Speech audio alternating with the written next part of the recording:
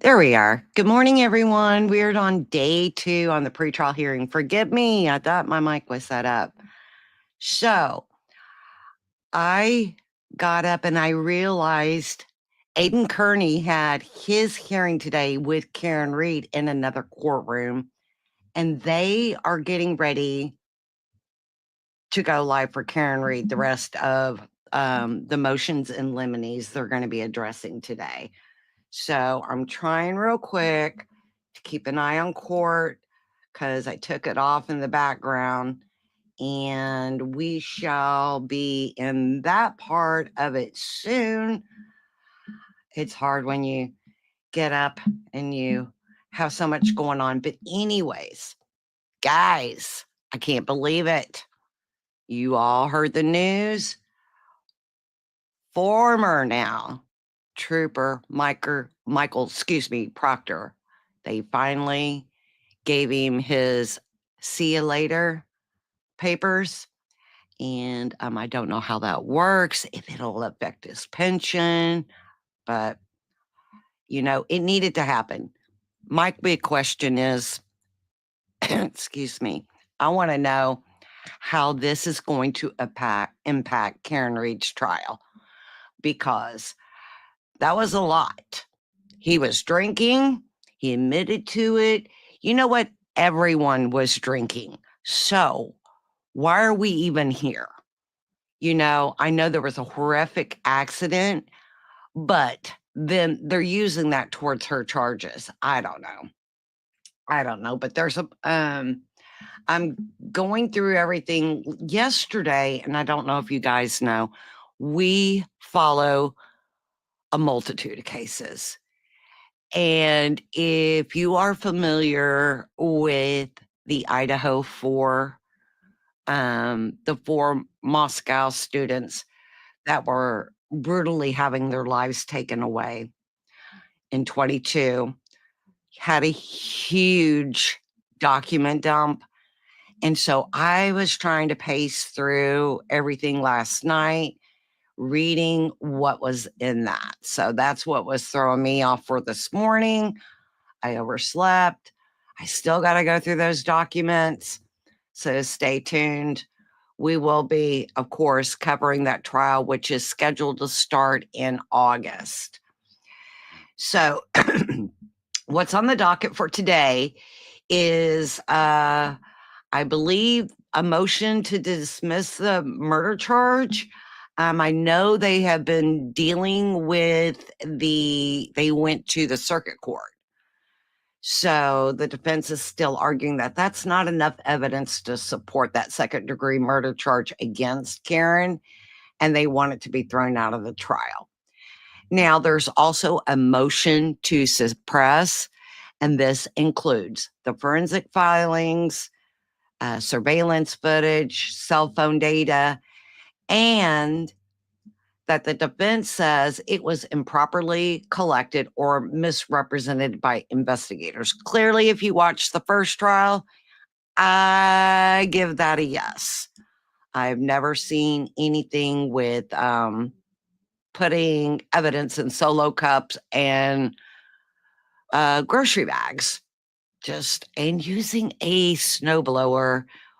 I guess they were saying that, from what I understood, it was so bad that Massachusetts State Police couldn't get out there, so Kent came on. They normally don't do this kind of stuff. Well, you know what? You need to get all your areas, at least somewhat, have the proper protocol on collecting a crime scene if something like that happens. I'm trying to see. I'm expecting, though, that there's going to be some heated arguments. I don't know. We will wait and see on these motions and limines in court today. And so I am going to see where we are sitting right now. It doesn't look like anything. Yeah, we just have a ceiling fan. And I wish they would have picked something else besides that ceiling fan. I mean, come on, do they not have a state seal? Most states put a seal up. I don't know. But there were some more filings. I honestly have not got to go through all the filings because right before trial, it's like a document dump. Some people are able to, and some people aren't. But when you deal with a multitude of cases and you're a small little channel like us, you know, it takes a lot. It does. We have a small little tiny team and people have jobs. So in between that, this is our hobby. We love following civil, pop culture and criminal, just whatever comes about, and even daily news if it's something worthwhile sharing. So we do not have, a team, because other people do work. This is something we truly enjoy, and we enjoy engaging with an audience. So please, we welcome each and every one of you. If you want to engage, um, hey, please leave in the comments, like, hey, I'm from Australia. I'm from Florida.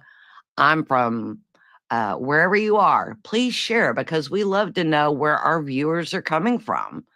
And always share. Looks like court is in process. I'm gonna move it over.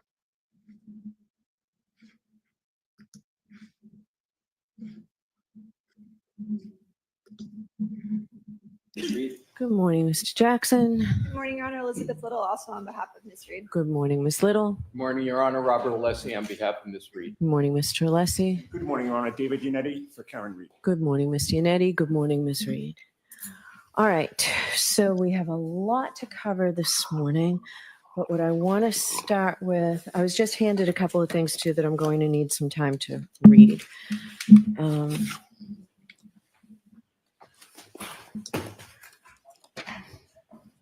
What I'd like to start with is paper 613 filed yesterday. Defendants assented to motion to continue trial date to a date on or after April 25th. Who's going to argue that? Because just because it's an assented to motion does not mean it's not likely going to happen. So I need to hear argument on why I should do this.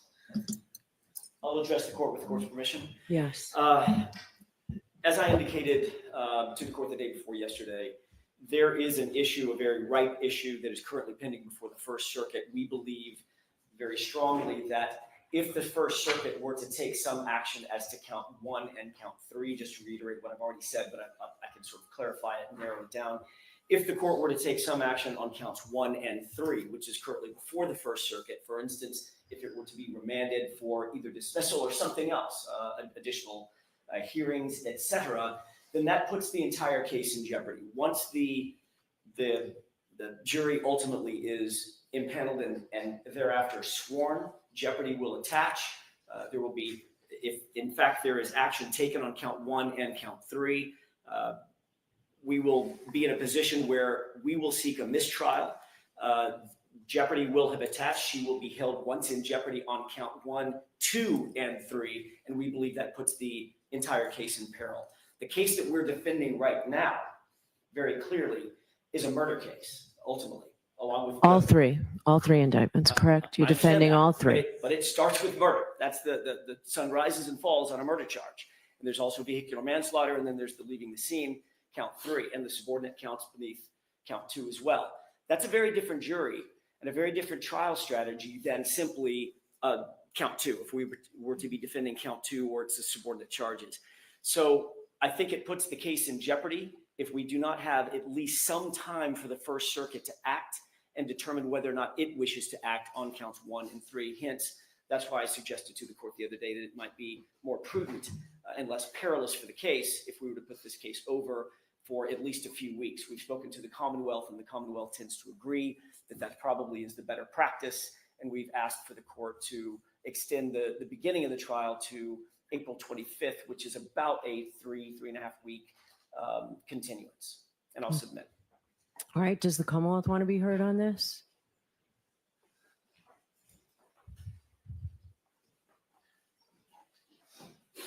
Your Honor, the Commonwealth is relying on advice of appellate counsel.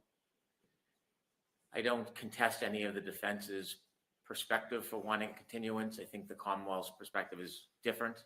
but not adverse. The concern is that this case in the federal court gets delayed for an extraordinarily long period of time, and we have an interest in this case going to trial as soon as possible. There is an expedited scheduling order, which could hopefully imply that there's going to be quick progress in the federal court, but we don't directly communicate with them or have any control. Our hope is that if there is a short continuance, it accommodates the defense's concerns. I understand the trial strategy for different charges is somewhat different. But most importantly for the Commonwealth, the hope is that it sets a benchmark that will allow the First Circuit to resolve the petition, or if they're going to allow oral argument, a benchmark to do it quickly. And so really the primary motive for agreeing to the defense request is that we hope by offering a short continuance, the federal court will act more quickly and that we can have this trial in April. Okay. Well, I'm not going to grant the motion. All right. We have jurors coming in that were summoned months ago. I called the jury commissioner yesterday and asked how long it would take to get the right numbers that we were able to get starting April 1st. At a minimum, 10 weeks. I'm not going to do that. What I will do is we'll start impaneling on April 1st. It will likely take a while. If we get a jury before April 25th, I'll rehear you on your motion. We won't swear the jury because obviously that's when jeopardy attaches. And we'll take it from there, but we will start April 1st with impanelment. Thank you, Your Honor. Okay. All right, so let's go to the next motion and then we'll go back to doing them somewhat in order. Commonwealth's motion for a buffer zone. Jimmy, do you have an extra copy of what you just handed me? Because I don't know where I put it. Can get one. I have it here somewhere. I'll find it. So we did hear from people this morning. I know you all have, I have it. I have it, Jim. Thank you. I think Mr. McDermott gave you a copy of, I guess, what local merchants have requested. We received it, Your Honor. Okay. All right, so I'll hear the Commonwealth on your buffer zone motion.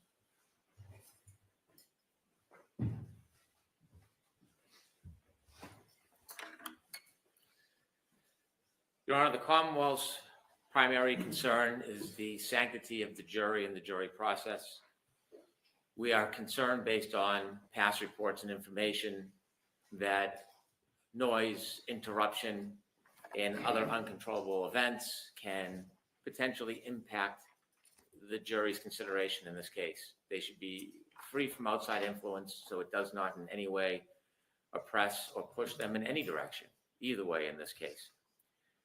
The courthouse is very close to the public areas where people congregate.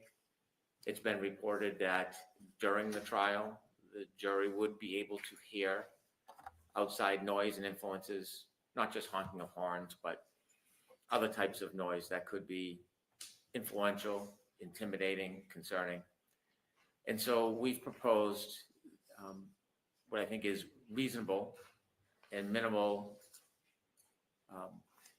recommendations to the court to move certain parts of the buffer zone, especially on the left side of the courthouse, where there seems to be a bit of attention, noise, and potential adverse influence to the jury.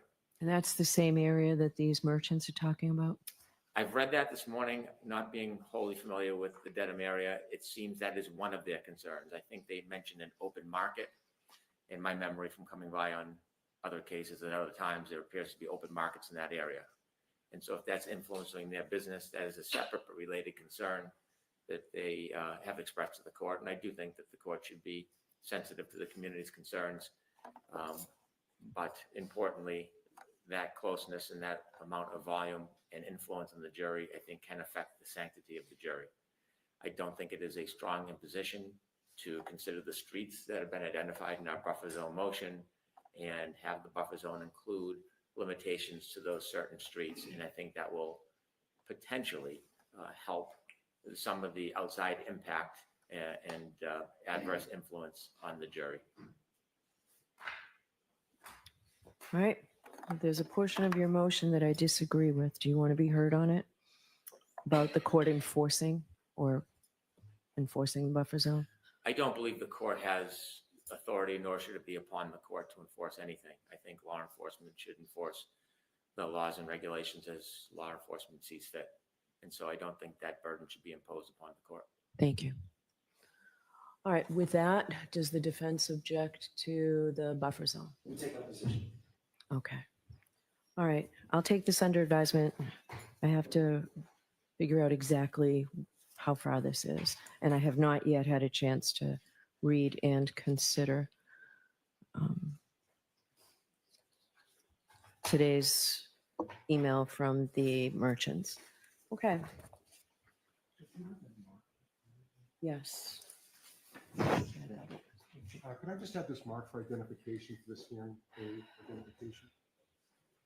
And from the record, that came from the Dedham Square Circle, the organization that runs the Dedham Farmers Market.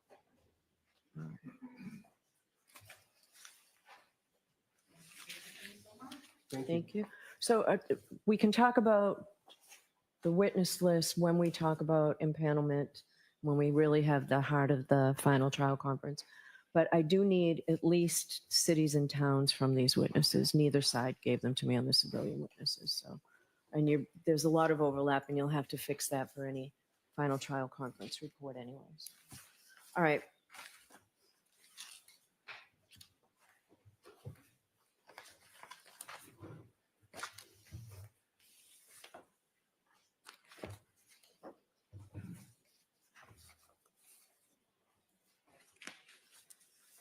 Your Honor, could I be heard on that one issue, just briefly? Which one issue? The witness witness list, okay? Yes, we did turn over our witness list along with the information that's required under the new rules, which includes, telephone numbers, addresses. We gave that directly to the Commonwealth. We did not file that publicly. Okay. We'll Okay. happily add the towns for the court. But I would note that the Commonwealth has not yet turned over that information that's required under the new rules. I believe they put a footnote on their witness list. I think, they can't shield themselves from their discovery obligations. It's mandatory under the rules. We'd ask that they comply with, the requirement that they provide us contact information for their witnesses. So there is a footnote. I'll hear you, Mr. Brennan.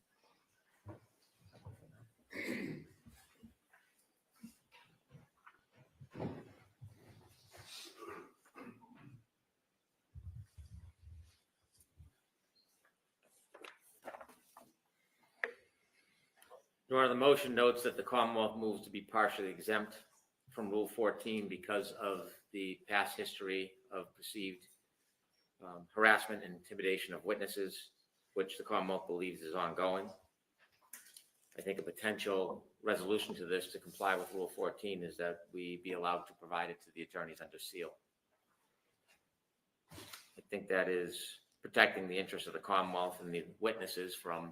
I don't have a problem with that. I still need cities and towns. Of course. Okay. Yeah. All right. Thank you. So we will start with it's paper 593. The Commonwealth's response is paper 610. Defendant's motion eliminate to allow evidence of lack of bias. Who's arguing that for the Commonwealth?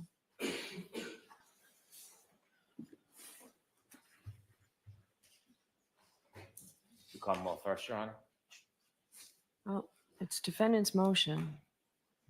And the Commonwealth opposed it. You had asked who's arguing that for the Commonwealth. That's why I'm I- sorry, I- defense motion. Okay, Okay, that's fine. sorry, I apologize. I could go first if you'd like. Excuse me? I could go first if you'd like, whatever. I'm fine with them going first. if you'd like. Okay.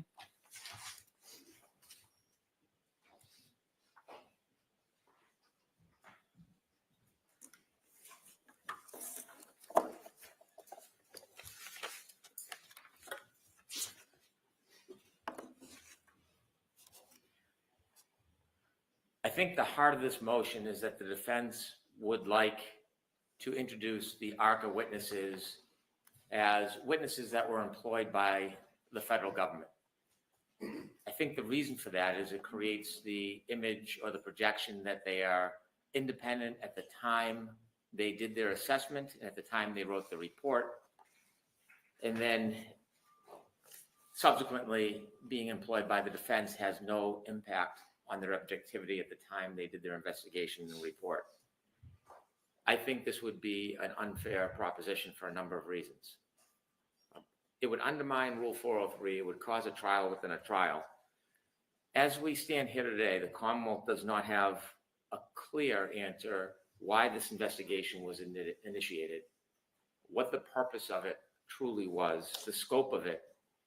We don't know every witness that may have gone before the grand jury. We do not know of all the communications between the federal government and different parties, including witnesses.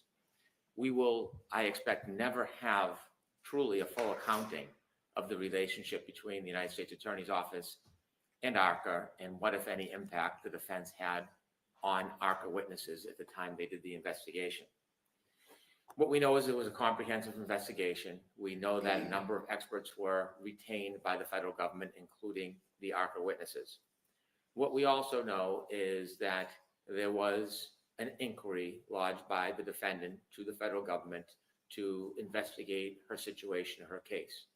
What we know is that the defense had the opportunity to provide information to the federal government advocating for their perspective on the case, including the specific perspective of Ms. Reed. We also know the Commonwealth was unaware of this initiation and engagement and had no input whatsoever. What we know is that the ARCCA witnesses were supposedly tasked to conduct an independent investigation, and they were given materials. We do not know who decided what materials to give them. We do not know what materials in totality they viewed. We know many of the materials that they weren't given. And so clearly there is an undefined relationship between the defense and the United States Attorney's Office around this time of this investigation. And we subsequently learned that there was a continued relationship. And so today, as we sit here, we really don't know. What we know is ARCCA listed materials that they reviewed that came from our discovery that we didn't provide. What we know is there was materials that they didn't review that were inculpatory. And so that's why we began by asking for discovery. We filed an extensive motion for discovery that the court allowed. It still hasn't been complied with. Perhaps some of it through no fault of the defense, because I don't think they will be able to comply with much of it. Other Rule 14 discovery obligations have not been complied with. We've received no information since that production on February 13th, nothing. And we know just inherently from that information that there is more. There are more communications, there's more interaction. And so it would be misleading to have ARCCA witnesses get on the stand and then suggest that they were independently hired by the federal government and all of their attempts and efforts and report was wholly and entirely objective.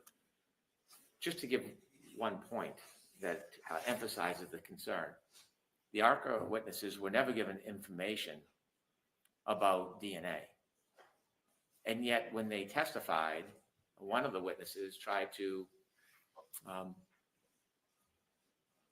address the issue of DNA because it was hurtful to their position. In their report, they say one of the reasons why they believe that there was no impact between the car and Mr. O'Keefe is because there was no DNA. Well, in fact, there was. There was DNA, and separately, there was a hair, Mr. O'Keefe's hair. And so we know they didn't have all of the inculpatory information, and then the question still remains, how did they learn of that? How did they learn of that information before cross-examination? And so I think what is most appropriate before Your Honor makes a decision on the so-called objectivity of these witnesses is they should come into court before trial, well before trial, and they should answer questions about their directives from the United States Attorney's Office. They should answer questions about the materials they received. They should answer questions about what they were told or what they knew about the case. They should answer questions about all of their correspondence with the defense, including phone calls, emails, text messages. All that should be produced. It's not a Lanigan hearing where I question their qualifications, but if we're truly going to think about presenting them as objective witnesses, they truly should be objective. And I think if we have an opportunity to question these witnesses, we will learn much more about the relationship. Inevitably, even if the ARCCA witnesses come in to be questioned, as they should, well before trial, in my opinion, we do not have the opportunity to question the United States Attorney's Office. We resigned to TUI letters, which inevitably have been unhelpful. And so I think it sets a bad playing ground to have them get up and say they were hired by the federal government, because then the Commonwealth will be inclined to explain the inculpatory evidence, the role of the federal government, the limitations of the federal government, the fact that the federal government has closed this entire case in all related investigations, which implies something quite the opposite of what the defense would like to propose. And so in a vacuum, it would be misleading. I think what the court ultimately should do is they should present these witnesses as they did at the first trial. They were hired independently. And then subsequent to that, the defense retained them if that's what they chose to do. We still don't know that because we don't have any Rule 14 discovery. And inevitably at trial, part of the credibility issue will be the information that they considered and the limitations on it, and ask them why they didn't ask for more information or why they didn't receive more information. Notably, we still don't have an answer to Mr. Klein, who was the third biomechanic person involved. And Is his name on the witness list? I haven't seen it on the witness list.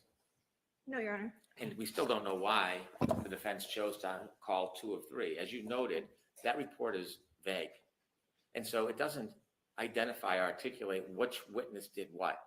So it's impossible for me to imagine how you would choose 2 of 3 of those witnesses. But more importantly, you can't effectively cross-examine a witness because, as we saw from the second witness, Dr. Rentschler, when he disputed DNA, which we don't know where the source of that came from, he is not held to the opinion in the report saying that we would have found DNA. He can simply defer and say that was somebody else. That could have been Mr. Klein, could have been Mr. Wolf. We don't know. So that report really is quite unhelpful. And I think we need answers to these questions before any of these witnesses testify. And I do not want to be moving during trial to exclude the defense witnesses for failure to comply, but we haven't seen compliance, and I don't think we will. So my suggestion is to follow the protocol of the last trial, but before that, these witnesses should be brought in so that we can obtain actual records, not just ask them the questions and rely on their word. I think based on their past performances, that's insufficient. I think we should have a right to the records to demonstrate the relationship. Mr. Yannetti? Thank you, Your Honor.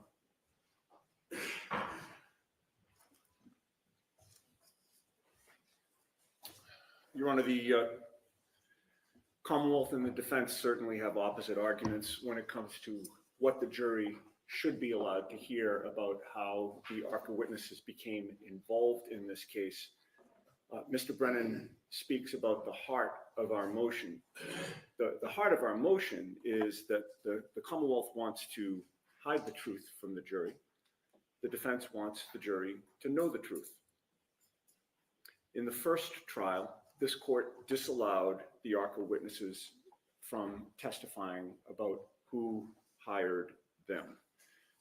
We were therefore forced to ask oblique questions, trying to show the jury that we didn't hire them, that we didn't provide them with information, that we didn't influence their opinions and conclusions. But we weren't allowed to tell the jury that the Department of Justice, the U.S. Attorney's Office, hired them. So the jury was left to speculate about how they became involved. I think the court will agree that it's ironic in a way that the court excluded mention of the Department of Justice and the U.S. Attorney's Office because the court rightly did not want the jury to speculate about a federal investigation.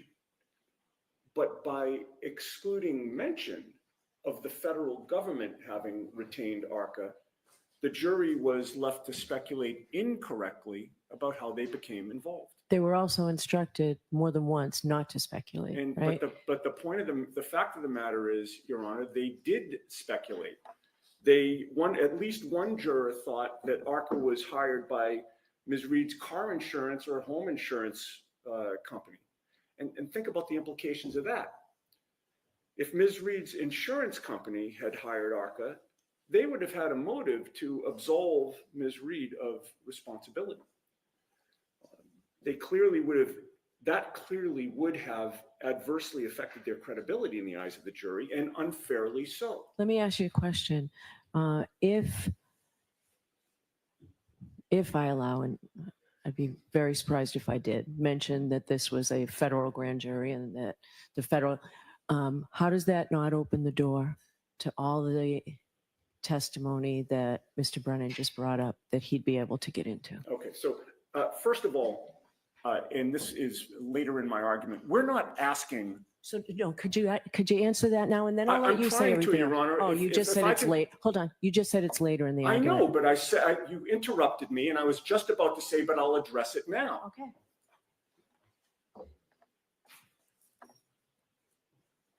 We are not asking that the jury be told that there is or ever was a federal investigation. That phrase, federal investigation, never has to be part of this trial. We're only asking that they be told that the Department of Justice or the U.S. Attorney's Office hired these witnesses. That's it. We don't have to speculate about an investigation, whether there was an investigation, whether there was a federal grand jury, what that grand jury did, what that grand jury considered, nothing. That's not what we're asking. And the problem here is that without knowing that the Department of Justice or the U.S. Attorney's Office retained ARCCA, the jury's left to speculate about how they became involved, and it all inures to my clients, to prejudice my client. Thinking that they were potentially hired by an insurance company of Ms. Reed really perverts the truth in this case. It's unfair to my client, and it's the opposite of the truth. There was another juror that speculated that the ARCCA witnesses were just attention seekers, looking to make a name for themselves in a high-profile case. That's also the furthest thing from the truth. They had never heard of this case before the Department of Justice called them. That's how the Department of Justice wanted it.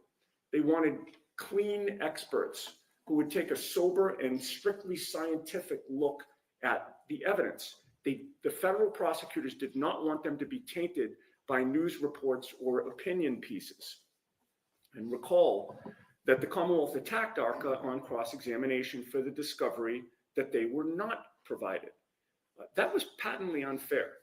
ARCCA should have been allowed to explain why they were given what they were given and who gave it to them. The inference is, and the Commonwealth suggested, that it was the defense that was playing hide the ball, when that inference is, again, the furthest thing from the truth.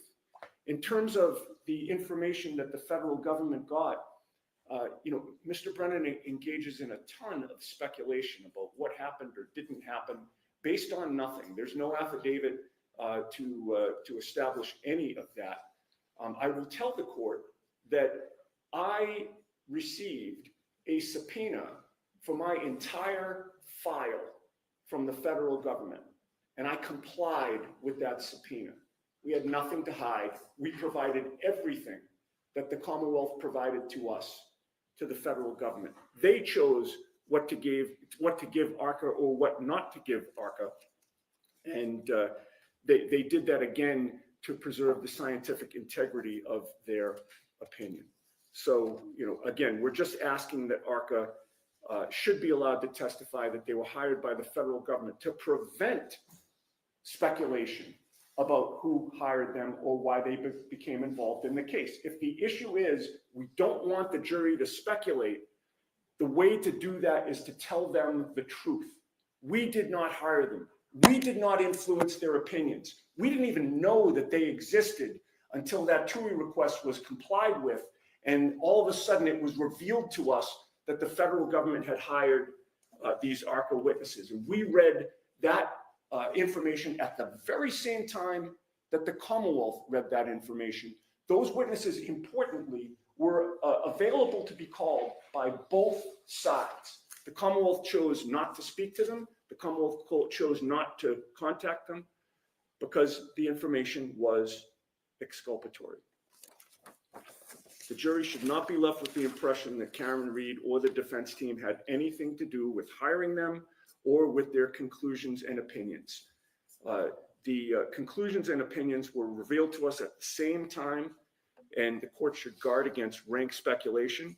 Mr. Brennan's other arguments about what they were provided or what the relationship was or what the understanding was, that's all cross-examination material. He's free to explore whatever he wants on cross-examination. So with that, Your Honor, we would ask the court to issue a ruling that does not mislead the jury about how ARCCA came into the case. Okay. Any follow-up? Yes.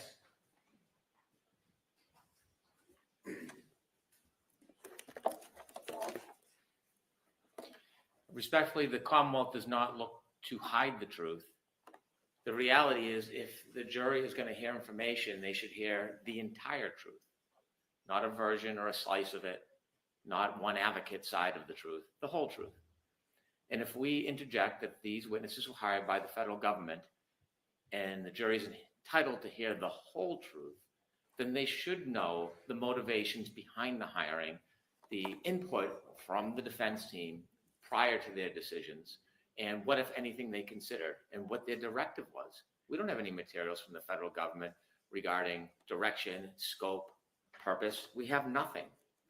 Now, I didn't know that Attorney Yannetti's file was subpoenaed. That's new to me. Perhaps the Commonwealth knew. I've never heard that before. I don't know how the defense knows what the federal prosecutors wanted. They've never discussed that with us. We don't have that type of relationship with the federal prosecution in this case or their investigation. We didn't have any interaction, not because we chose to hide from exculpatory evidence or we were hiding from the truth. We weren't invited. We didn't know. Now, I hear now that Mr. Yannetti's file was subpoenaed and information, whatever it was, his entire file was given to the federal government and they chose whatever they chose. This report by ARCCA was produced by letter February 12, 2024.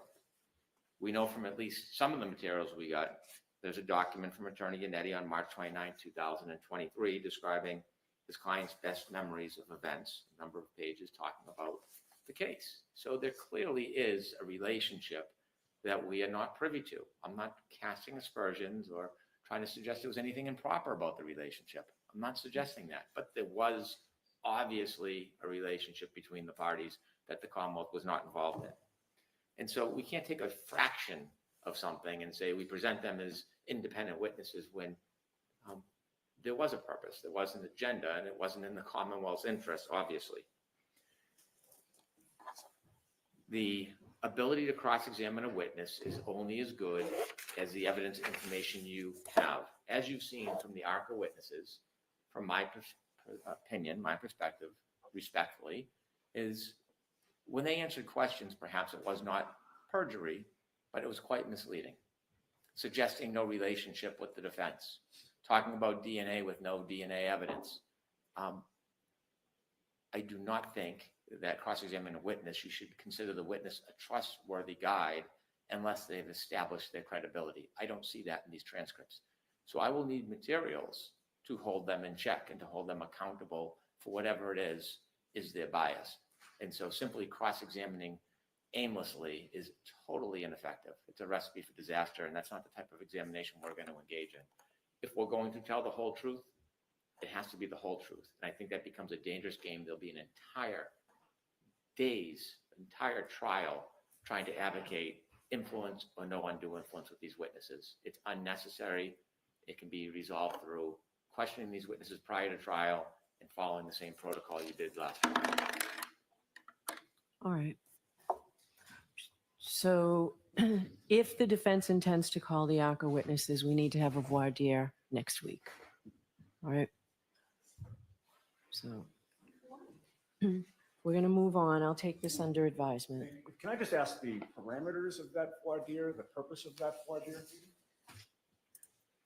Unless Rule 14 is complied with, it will be for the Rule 14 information. We can discuss this later. Let's move on, and I'll hear any objections later.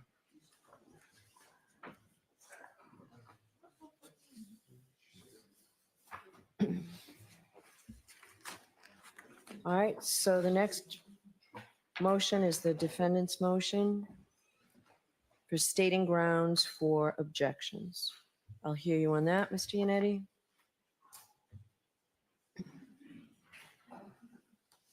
Yes, I believe my written submission essentially makes the argument, Judge, but Okay. during the last trial, as a result of our inability to state in, one or two words, the basis for an objection, we had to go to sidebar far more often than we'd like to. And we're also conscious of the fact that, we have a jury sitting for weeks at a time away from their families, away from their jobs, and any, sort of view that one side may be delaying the trial could engender some hostility from the jury. So, there were many times during the trial, I won't speak for my co-counsel, I'll speak for myself, where an objection was made. I had no idea what the basis of the objection was. And the court made a ruling on that objection. And I had no idea what the court's basis for the ruling was. We would go to sidebar, and the first thing the court would ask the Commonwealth was, what's the basis for your objection? To make a record at that point. Oh, I understand, but it's, what's the basis for your objection? If it were that obvious that it could be ruled in open court, we should have known the basis for the objection. I didn't know I it. agree with that. And You I'm- should have known the basis of the Well, I'm hearing it for the first time at sidebar. There were objections made that I thought had no basis in the law or evidentiary rules whatsoever. But in any case, this will avoid us having to go to sidebar multiple times. There were times when we had to sort of pick and choose when we went to sidebar because, again, we didn't want to engender hostility from the jury. My motion also points out, Your Honor, there's at least one case that talks about how an objection could be potentially waived if it is not stated with particularity. We think that this would, and look, different judges have different opinions regarding this. I've been in front of plenty of judges over my career who endorse speaking objections as long as there's no, trying to coach a witness or, trying to influence a witness in any way. And that's not what we're seeking to do here. The objection hearsay, the objection lack of foundation, just standard basic objections. I think there's no prejudice to stating them in open court. It will move the trial along more quickly. It'll allow my client to preserve her due process rights. And we'd ask the court to change its ruling from the first trial. Okay, that motion is denied. So the next motion, defendant's motion, eliminate to exclude false and irrelevant statements of Michael Proctor, 591. Does the Commonwealth intend to put this evidence into the case? We do not. Okay, So we can agree to that motion. all right, so that motion's allowed, Ms. Giannetti. There's a defendant's motion for reconsideration of the March 6th court order denying defendant's motion to exclude witness Crosby. Mr. Lessie, what I'm going to do with that is if I can readdress that before rebuttal, before the witness is called. So we don't need to do this now. We'll wait and see what Dr. Russell's testimony is and if the Commonwealth's going to call the witness. All right, so we can address it later. Thank you, Your Honor. And Okay. also, just so I'm clear on that, and to the extent we argue for the need for a voir dire, would that also be part of Your Honor's consideration? So if I feel I need to reconsider it, that's the time to do it, after Thank you. Dr. Russell's testimony. All right, there's a motion, it's 599. Defendant's motion, eliminate to prohibit the Norfolk District Attorney and Massachusetts State Police from having juror contact. So we don't need to belabor this. We talked about this before. No one has contact with the jurors other than the court officers. So defendant's motion, eliminate to prohibit Norfolk DA and Massachusetts State Police from having juror contact. I'll also include prohibiting defense counsel and the media as well. No one is to have contact with the jurors. The court officers are the only ones that have ever had contact with the jurors. So there's that.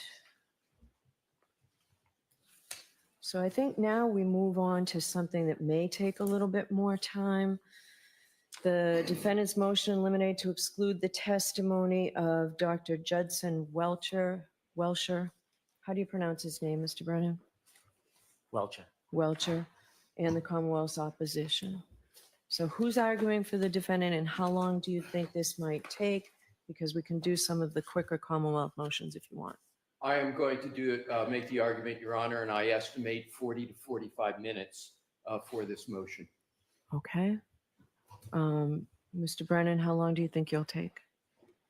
It's really dependent on what Mr. Alisi says, but I can't imagine it's more than 15 minutes, perhaps 10.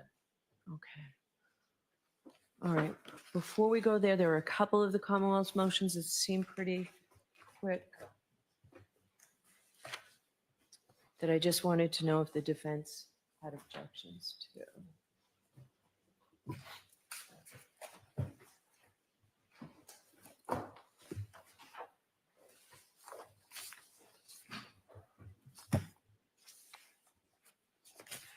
To appoint a stenographer, we've already done that. Prevent identification of jurors and impound the juror names during trial. Why don't we do a few of these, then we'll take the recess around 11, and then we'll come back with the lengthier motion. So I'll hear you on this, Mr. Brennan. Thank you. Which motion, Your Honor? It's your number 1, 575. Commonwealth's motion eliminate to appoint court stenographer, prevent identification of jurors, and impound juror names during trial.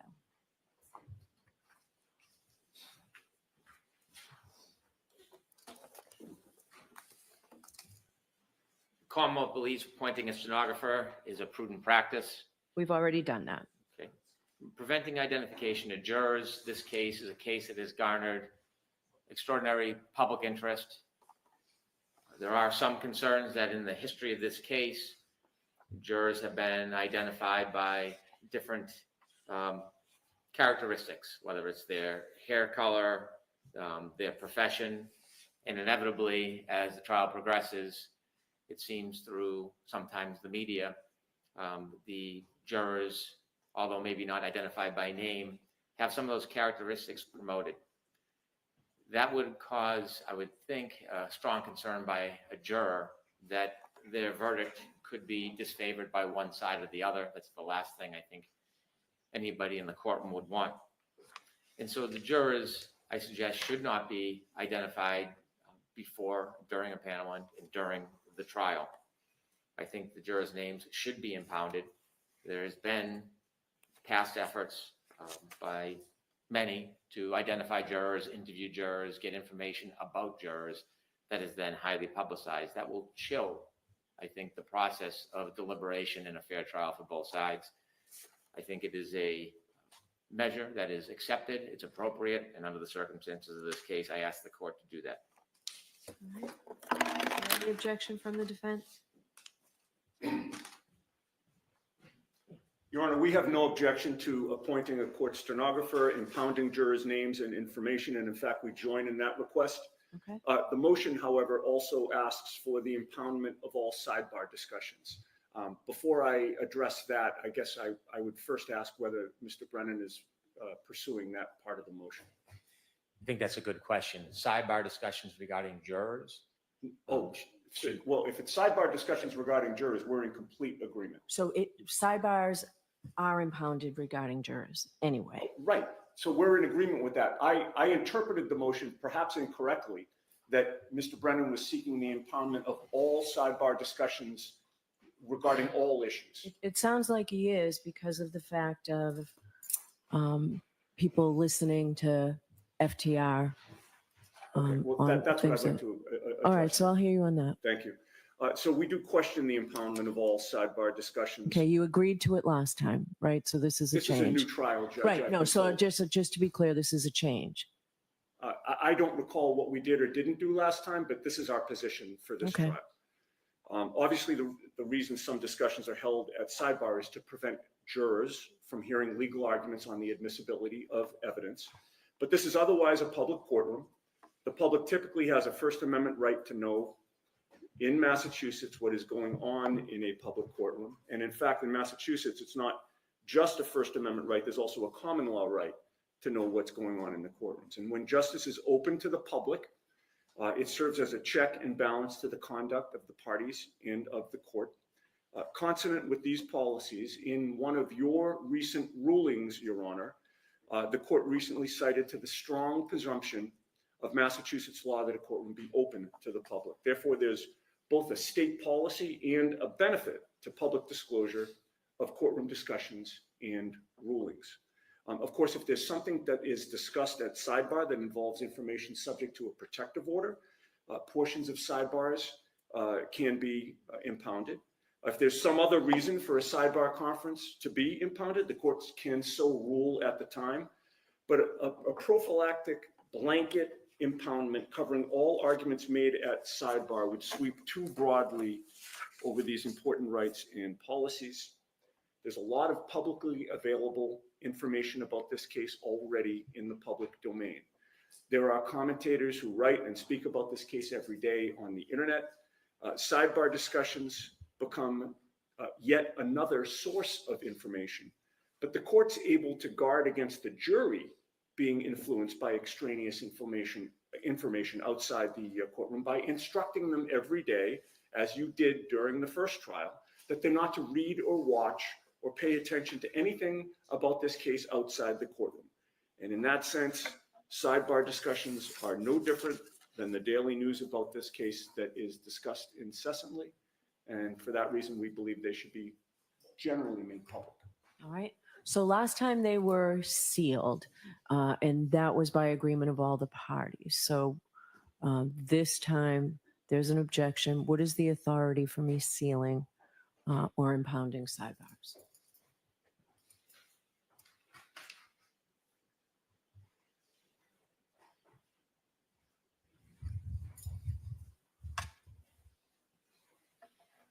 I don't have an answer to that. It's something I'll need to look into because it is a legitimate concern of the Commonwealth, but there needs to be authority. And I can't say right now I have authority for it. I can tell you the concern is that many of the sidebars help vet out information that should not be heard by the jury. It's not the community that's the concern. Even the most diligent of juror in a trial of this magnitude and this length may hear extraneous information. Whether they're looking at news reports or not, whether they're simply getting lunch. If there's evidence that is deemed inadmissible and prejudicial to the jury, there runs a real risk if the public hears the promotion of sidebar conferences. It's not an attempt to stifle First Amendment. It's not an attempt to deprive the community of the full value of the public trial. Rather, it is the concern that this case, unlike most or any, seems to have a political event component to it. And factions and sides and heavy promotion. It's a cottage industry in ways, unfortunately. And that creates an enormous amount of social media and media attention, which I embrace for the First Amendment, but we want to keep the jurors from hearing information that would be prejudicial or extraneous. And given the length of the trial and the heavy scrutiny in social media, that's the government's concern. But I agree the government should have a legal basis. If you give me an opportunity, we can offer the court whether we have that basis or not, but I can't tell you that now. All right. So I am taking a lot of these motions under advisement. I'll give you until tomorrow afternoon. Thank you very much.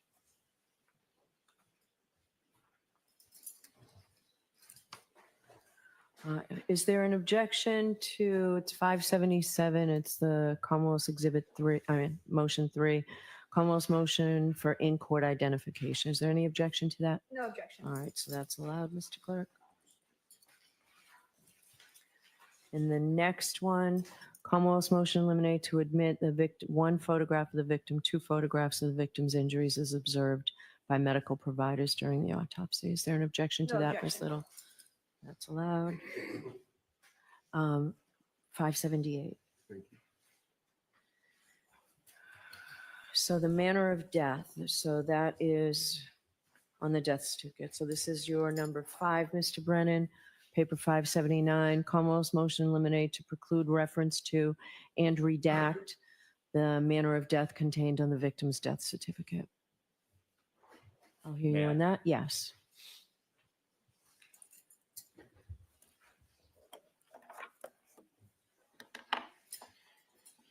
Pursuant to Mass case law, Commonwealth versus Almonte and Wallace, as we've laid out in our memorandum, we would like to have the cause of death redacted from the certificate.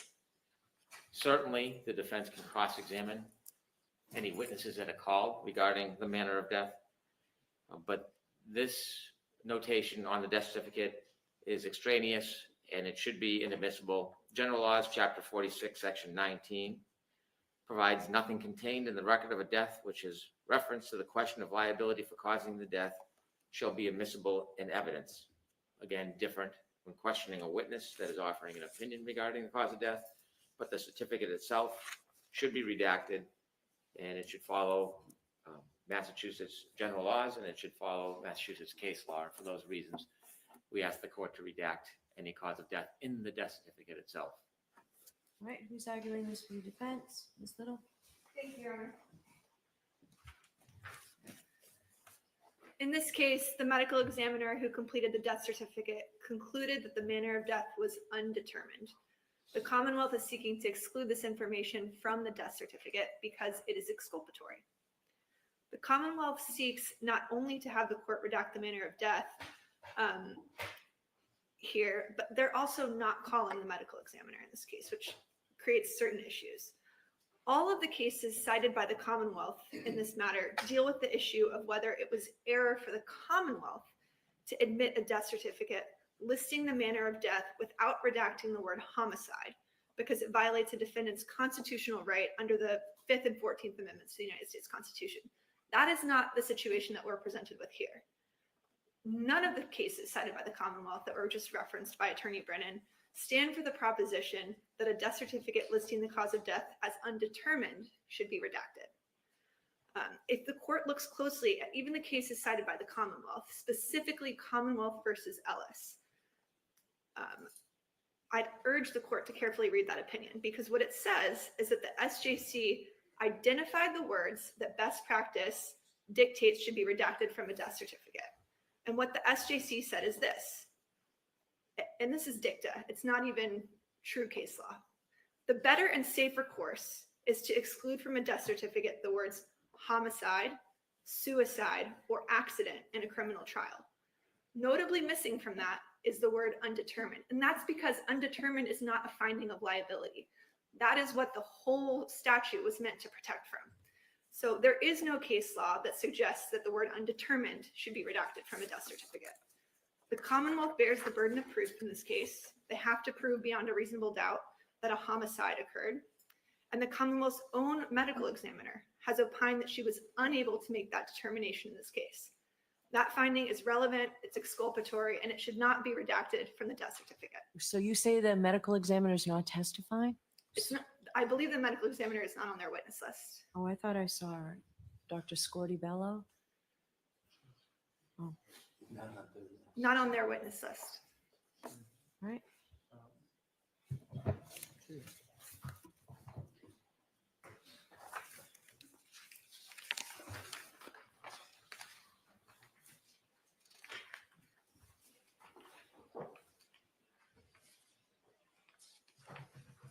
She's number 81 on the Commonwealth's witness list.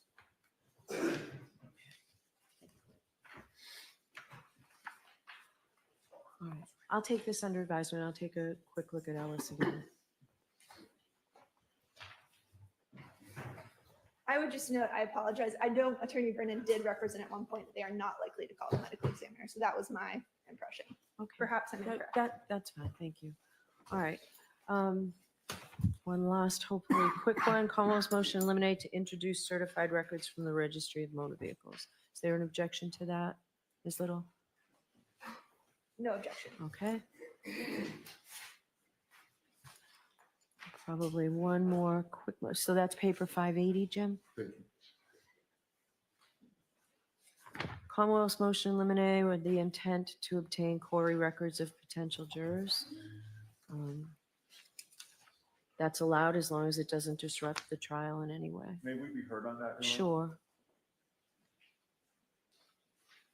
Your Honor, potential jurors are asked when they fill out the jury questionnaire whether they have a criminal record.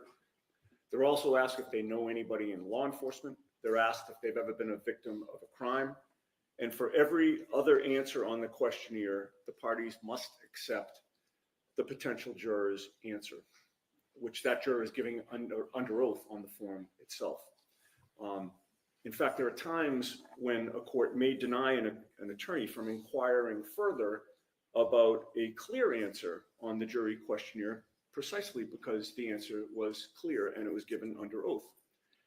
It is solely through the issue of a past criminal record that the Commonwealth seeks to question whether potential jurors are telling the truth. If someone claims not to know law enforcement, the Commonwealth is content with that answer.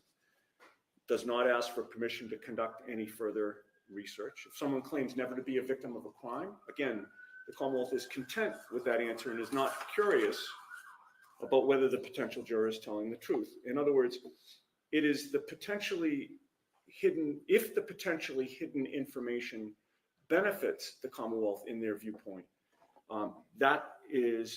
they're fine with that. The only way to make this process fair to both sides, therefore, with regard to this motion, would be to release to the parties the jurors' questionnaires in advance of trial so that each side can do their own independent research and investigation to vet the potential jurors in the pool. I know that there is case law to support the invasion into a juror's privacy regarding a check on the existence or not of their criminal records and a vetting of potential jurors' truthfulness. But it is interesting that the very first case the Commonwealth cites, the Hampton case, stands for the proposition that criminal records of prospective jurors are not an indispensable or necessary means to the selection of an impartial jury as a matter of federal or Massachusetts constitutional law. That was a case in which the defense had sought a query check of potential jurors, and the judge denied that request. And the SJC said it was fine to deny the defense's request. That means, Your Honor, that you would be justified in exercising your discretion to deny the Commonwealth's request to be allowed to invade the privacy of potential jurors, because pursuant to Hampton, it's simply not an indispensable or necessary way to select an impartial jury. Having said that, Your Honor, if the court is inclined nonetheless to allow the motion, we ask for an order that every bit of information turned up by the Commonwealth in their investigation of jurors be turned over to the defense. I think that's the common practice of this office. What do you say to that, Mr. Gordon? Is it common practice of this office?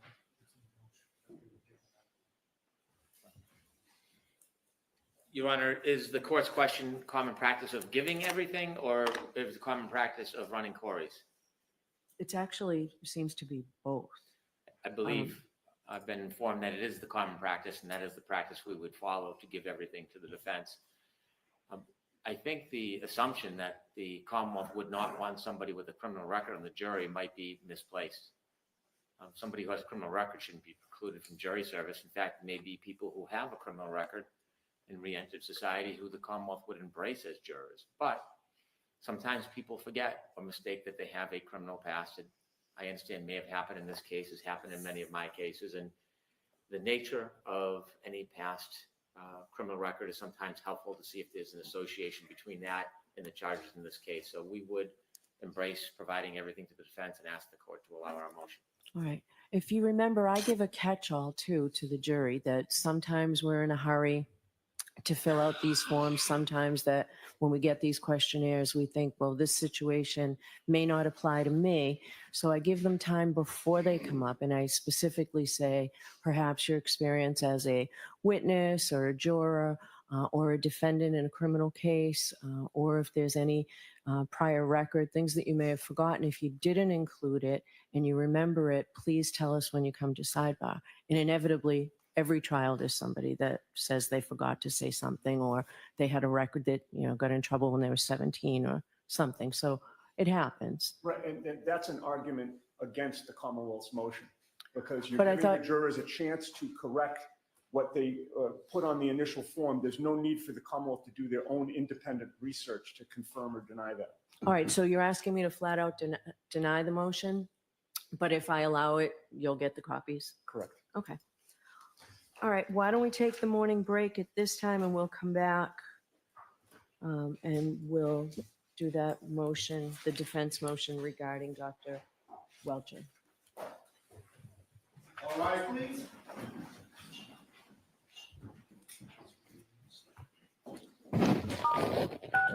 You are muted.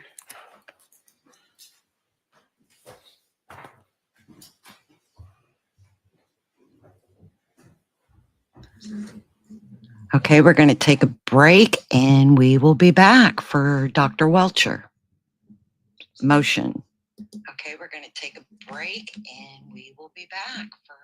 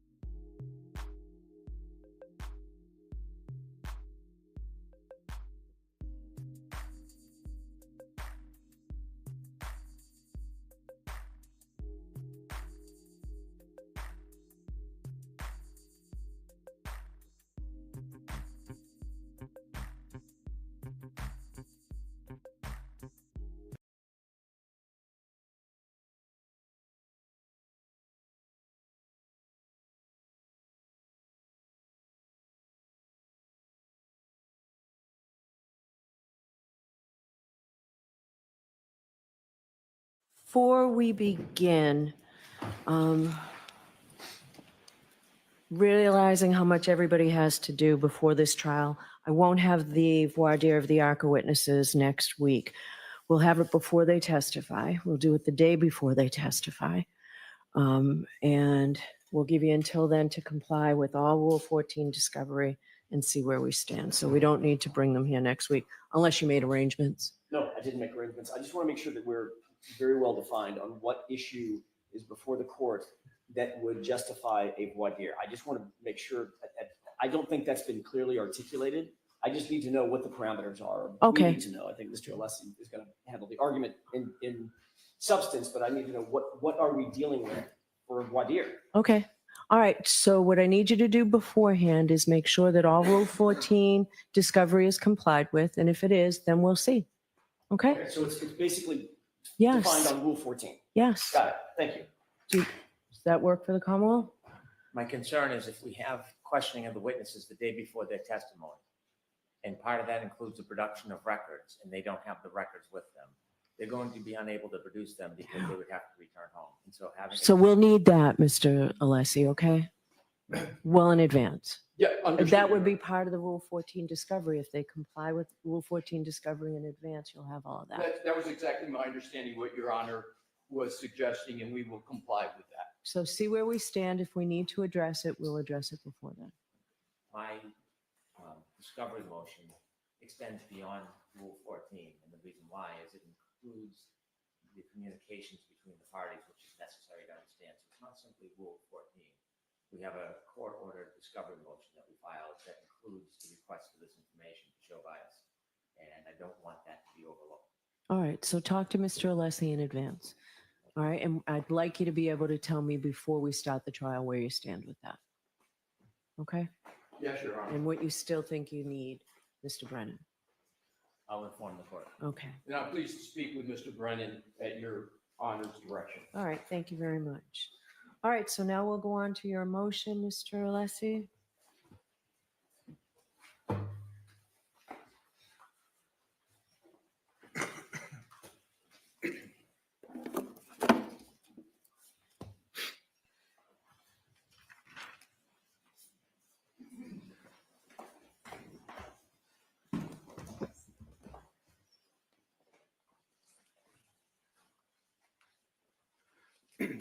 May it please the court. In my presentation today, with regard to Dr. Welcher, No, I was just wondering if you're going to tell me what you're going to tell me and then tell me what you've told me. Do you plan on doing that or are you just outlining it? I do not, Your Honor. Thank you. Go ahead. In my presentation today, Your Honor, I'm going to, just so Your Honor has the documents in front of you that I'm going to be referencing. I'm going to be referencing the 140 slide presentation, Okay. what the Commonwealth has dubbed a report, which is approximately 12 pages of a letter dated January 30, 2025 from Dr. Welcher to Mr. Brennan. And I am also going to be referencing a case law that the parties have cited. What Dr. Welcher has submitted is notable both for what is submitted and what is not provided. Dr. Welcher has gone extraordinarily well beyond not only his area of expertise, but he has, and that's in terms of what he has provided, but as remarkable is he has not provided any documentation of how his methodology is tethered to any study, any common acceptance, or any of the Daubert factors. And this, again, is a pattern of the Commonwealth where they provide, as they did with Dr. Wolf, as they have done with Dr. Crosby, they provide long CVs, long qualification lists, and then are completely silent on the tethering of the methodology to a common acceptance or the Dalbert factors. So that is the jurisprudential motivation for me to hit the case law with regard to why that deficiency is fatal to their burden of proof under the Massachusetts law. So I'll start with case of Canavan, the SJC's decision of 2000. And I am going to provide 4 parts of Canavan. Number 1, it's in head note 11. And this case was about, as the court may know, the Commonwealth, not the Commonwealth, a party proposing an expert that was commenting on, which was fashionable at the time, multiple chemical sensitivity. And the expert witness trying to state that an individual suffered from multiple chemical sensitivity. Here's what the SJC stated in response to the expert that was proffering that testimony, and it's extraordinarily close to what is happening with Dr. Welcher, what happened with Dr. Wolf and Dr. Crosby. The SJC said there was no evidence in the record to show that Dr. LaCava, that was the proffered expert, used a reliable methodology to transform his general finding of chemical exposure to his more specific diagnosis of MCS, multiple chemical sensitivity. Immediately after that, the High Court said, and I quote, Dr. LaCava referred to the, quote, literature as confirming the existence of MCS and asserted that based on the examination and tests he conducted, the employee had symptoms highly suggestive of environmental sensitivity. However, Dr. LaCava did not identify any specific studies that showed the existence of MCS based on specific symptoms and did not identify tests that can be performed to prove that the patient suffers from MCS. Skipping one sentence. Thus, the only evidence on this record tending to show that the employee suffered from MCS was Dr. LaCava's assertion. The purpose of the Lanigan test is to prevent an expert from offering testimony to a fact finder that is not based on a reasonable or reliable methodology. We cannot conclude that the expert's mere assertion that a methodology is reliable is sufficient to pass the Lanigan test, absent any other evidence showing its reliability. And I have used the Latin phrase ipsi dixit, translated into because he says so, or he said. And it's not my pejorative. That's the ipsi dixit, comes right and is used in case of Canavan. And that's what the SJC calls it when you don't tether a methodology to a study or common acceptance. It's just that expert witness saying it. The reason I perseverate on this is because that's exactly what Dr. Welcher is doing in a 140-slide presentation. It's exactly what he did in his 12-page letter to Mr. Brennan. Nowhere in either of those voluminous documents does he mention one word about 2 things he did. He did an analysis. He has a purported methodology, just like Dr. LaCava in case of Canavan. He doesn't mention one study to support his methodology. Unless there be any concerns, the law is clear that the Lanigan analysis is applicable to medicine, science, and technology.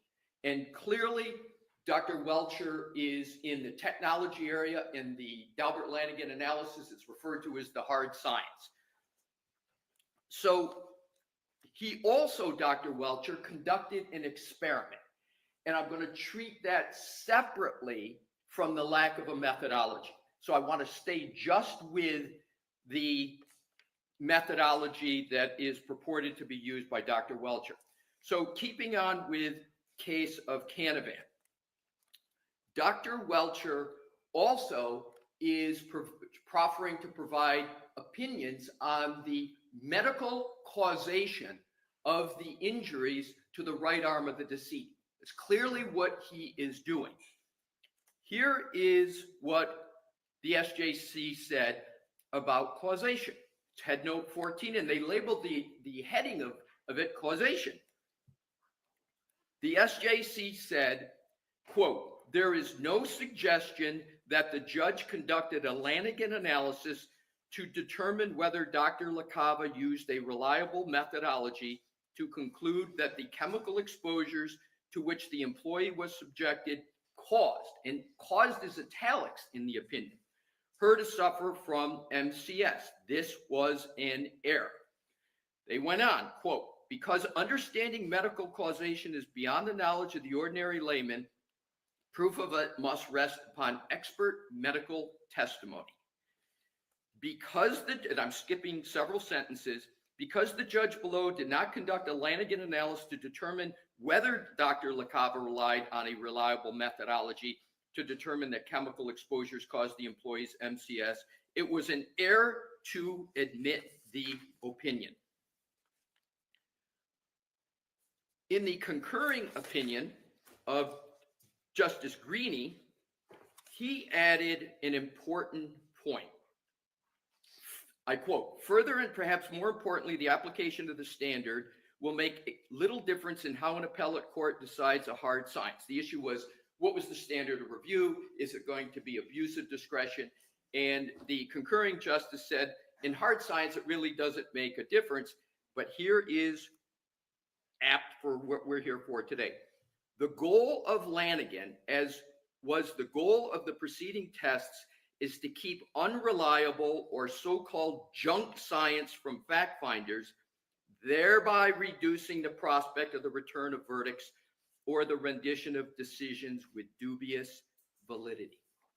So I rehearse apt provisions of the case of Canavan because the SJC sets forth what the burden is of the proponent.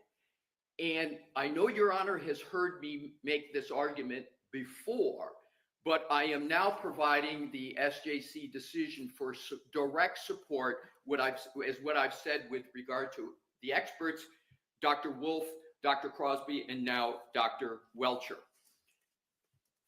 Next case I provide is Commonwealth v. Meeks. And that is another SJC decision. And if I'm not mistaken, I think all of the cases that I'm providing in my oral argument are cases cited to by the Commonwealth as part of this motion. I'm not 100% sure with regard to Meeks, but I think it's a decision that they cite as well. And oddly, all these decisions favor the defense. So here is, I'm only going to need to read one part of Meeks, even though it's a very long decision of 2006. It states at 2006 Westlaw 2819423, and this is on page 53 of the Westlaw copy. Quote, "At trial, this court will require the Commonwealth's firearm identification witness to provide on direct examination, et cetera, et cetera." Last sentence. "Such discovery is essential to an effective cross-examination and therefore to a fair trial." And I've made this argument many times before about the prejudice to Ms. Reed from the pattern of the Commonwealth to provide experts, long reports, long CVs, completely silent on tethering the methodology to a study, etc.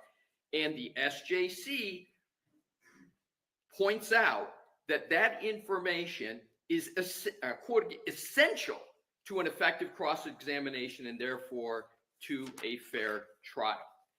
And with regard to the last case that's really more apt to the experiment that Dr. Welcher apparently performed, not apparently did perform, that is the subject of his slide presentation.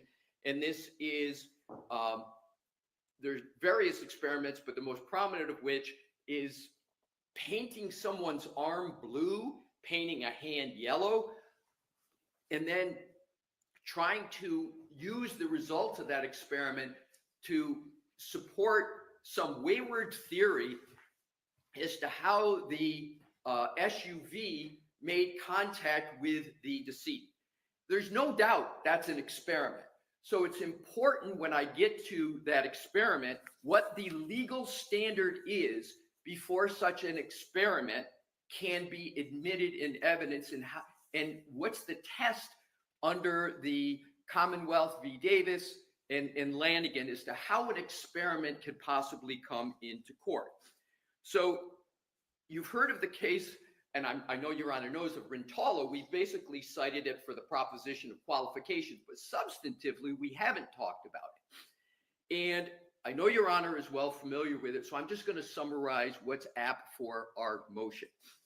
What the High Court said there is that the precise question is whether Giulianelli, this was the paint expert proffered by the Commonwealth, possessed sufficient education, training, experience, and familiarity to determine forensically when and how the paint was applied to the basement floor in the victim's body based on the information he was provided. And a large part of Rintalo was, listen, this person was a paint engineer at his company, and he had a lot of experience in that. But what he really didn't show and didn't have was experience forensically addressing the question. And that was certainly a big part of Rintalo.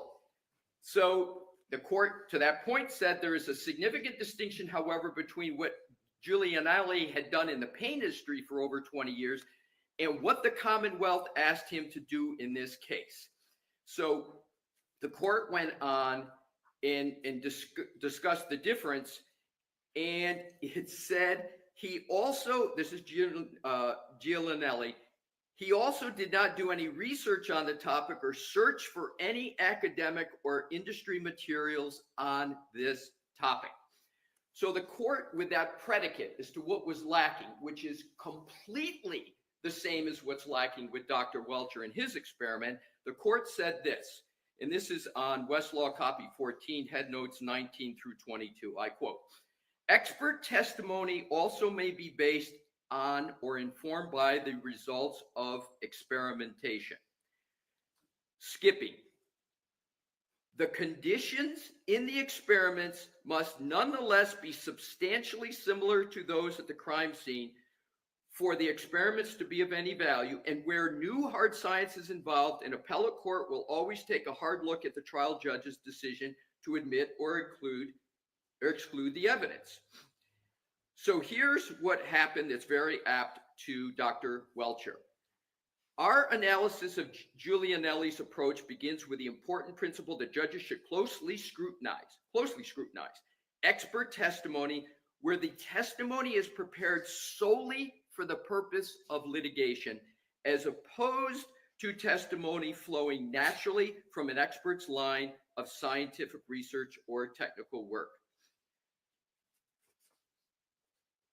There is no evidence whatsoever in the Commonwealth's papers that Dr. Welcher had ever performed this experiment as part of his line of scientific research or technical work. From all indications, it appears that he performed this experiment specifically and exclusively for purposes of this litigation. And that's where the SJC started. So they immediately said, if it's just experiment done for this litigation, we right off the jump have a big issue with it. The SJC then goes on with this very, very questionable area of experiments and said, rather than flowing naturally from his work, therefore, his experiments greatly differed from the work he ordinarily performed and the observations he had experience making in the key. And his opinions were developed solely to assist the Commonwealth's prosecution of the defendant, which from all indications appears exactly the purpose of Dr. Welcher. And here now to the tethering of the methodology to a study which Dr.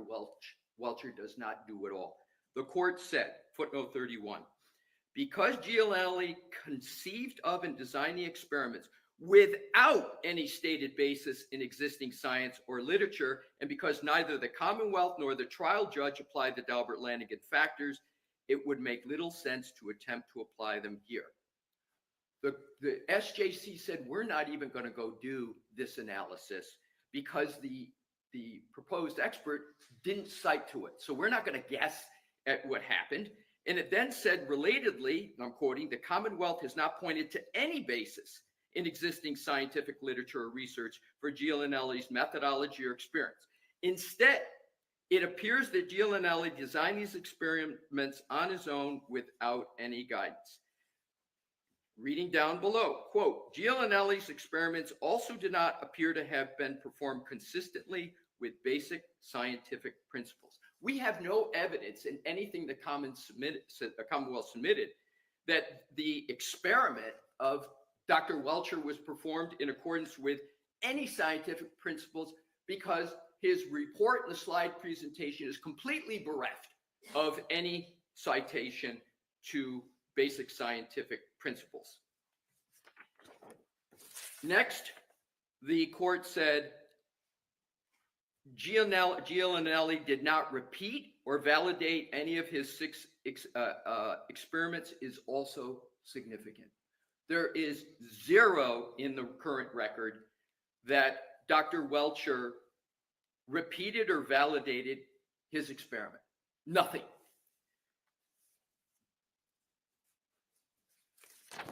That is the legal standard for experiments in the Commonwealth of Massachusetts. It's not the defense creating the standard. It's not the defense suggesting what the standard should be. What I just read is a 2021 opinion of the SJC. With those important legal precepts stated, I now turn to the letter, what the Commonwealth provides as, or calls a report, which is the January 30, 2025 document from Dr. Welcher. And I start on page 9 of that report. And if Dr. Welcher had adhered to his own standards about what a biomechanical engineer is to do, my presentation would be much shorter. So let's see what he said the role of a biomechanical engineer is, and then what he did. Because this goes to the point of him exceeding the scope of his qualifications wildly.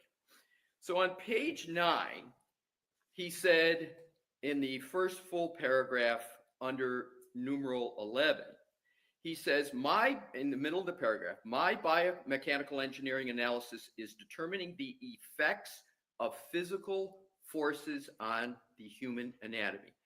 I have not made any type of diagnosis. He then goes down below, in 2/3 of the way down, he says, injury causation analysis is a multidisciplinary endeavor that employs objective medical and biomechanical data and analysis to determine whether a MVC caused a pathological condition or symptom diagnosed clinically. He continues, the entire body region will be covered under 3 of the 4 main branches of impact biomechanics, which are injury mechanisms, mechanical response, tolerance, and the biofidelity of surrogates.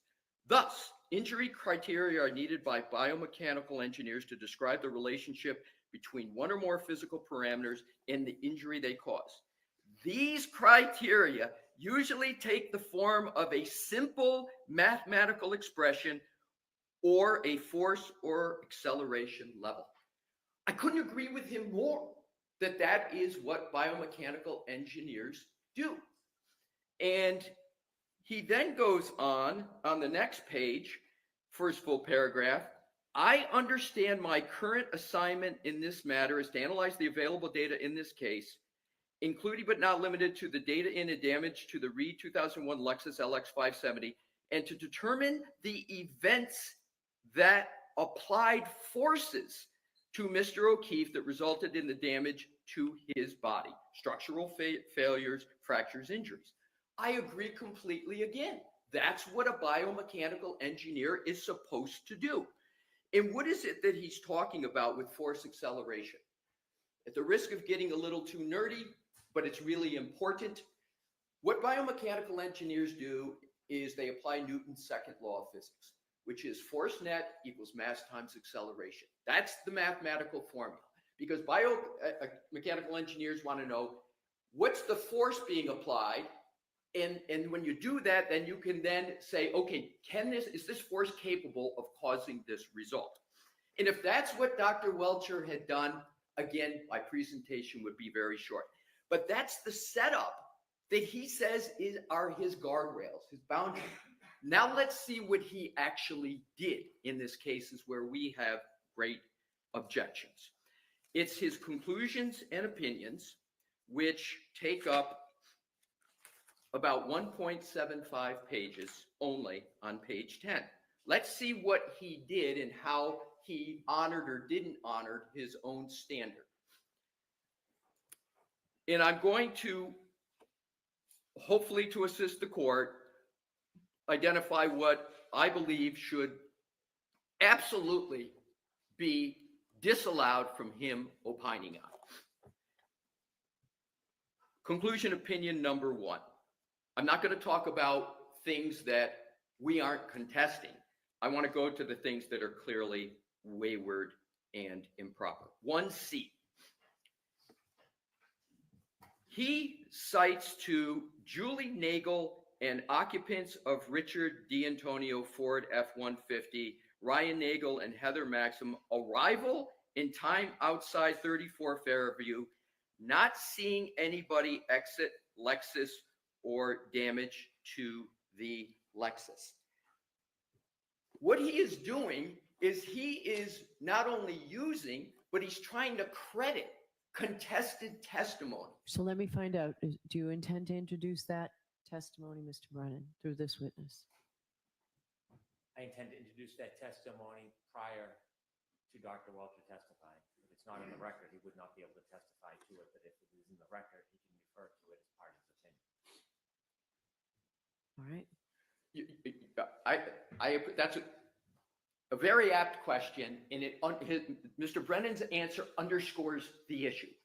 So what I understand completely the foundational evidence issue. I understand all of that, but the transcending issue is an expert witness can't use contested testimony because experts are not allowed to credit and talk about the credibility of witnesses. It's clear case law in every jurisdiction, including Massachusetts. And he does that throughout his report. And we've provided in our supplement correction the clear case law. I'm not going to go through it because I know Your Honor knows this. It's almost Hornbook law. So based upon Mr. Brennan's answer, it only underscores and establishes our concern. So 1C should be excluded. Now to 2. 2A Romanettes 3 and 4. Romanet 3, 2A3. No evidence light was broken at 1 Meadows Ave.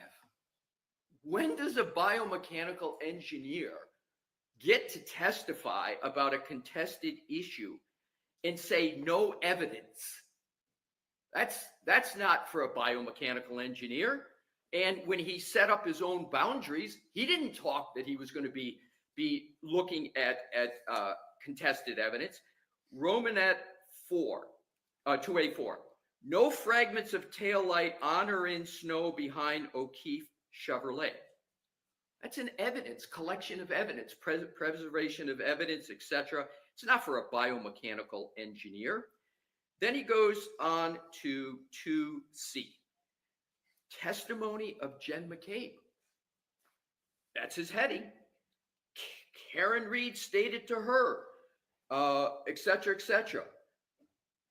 In other words, given Jennifer McCabe's testimony, and then he talks about what he believes Ms. Reed knew.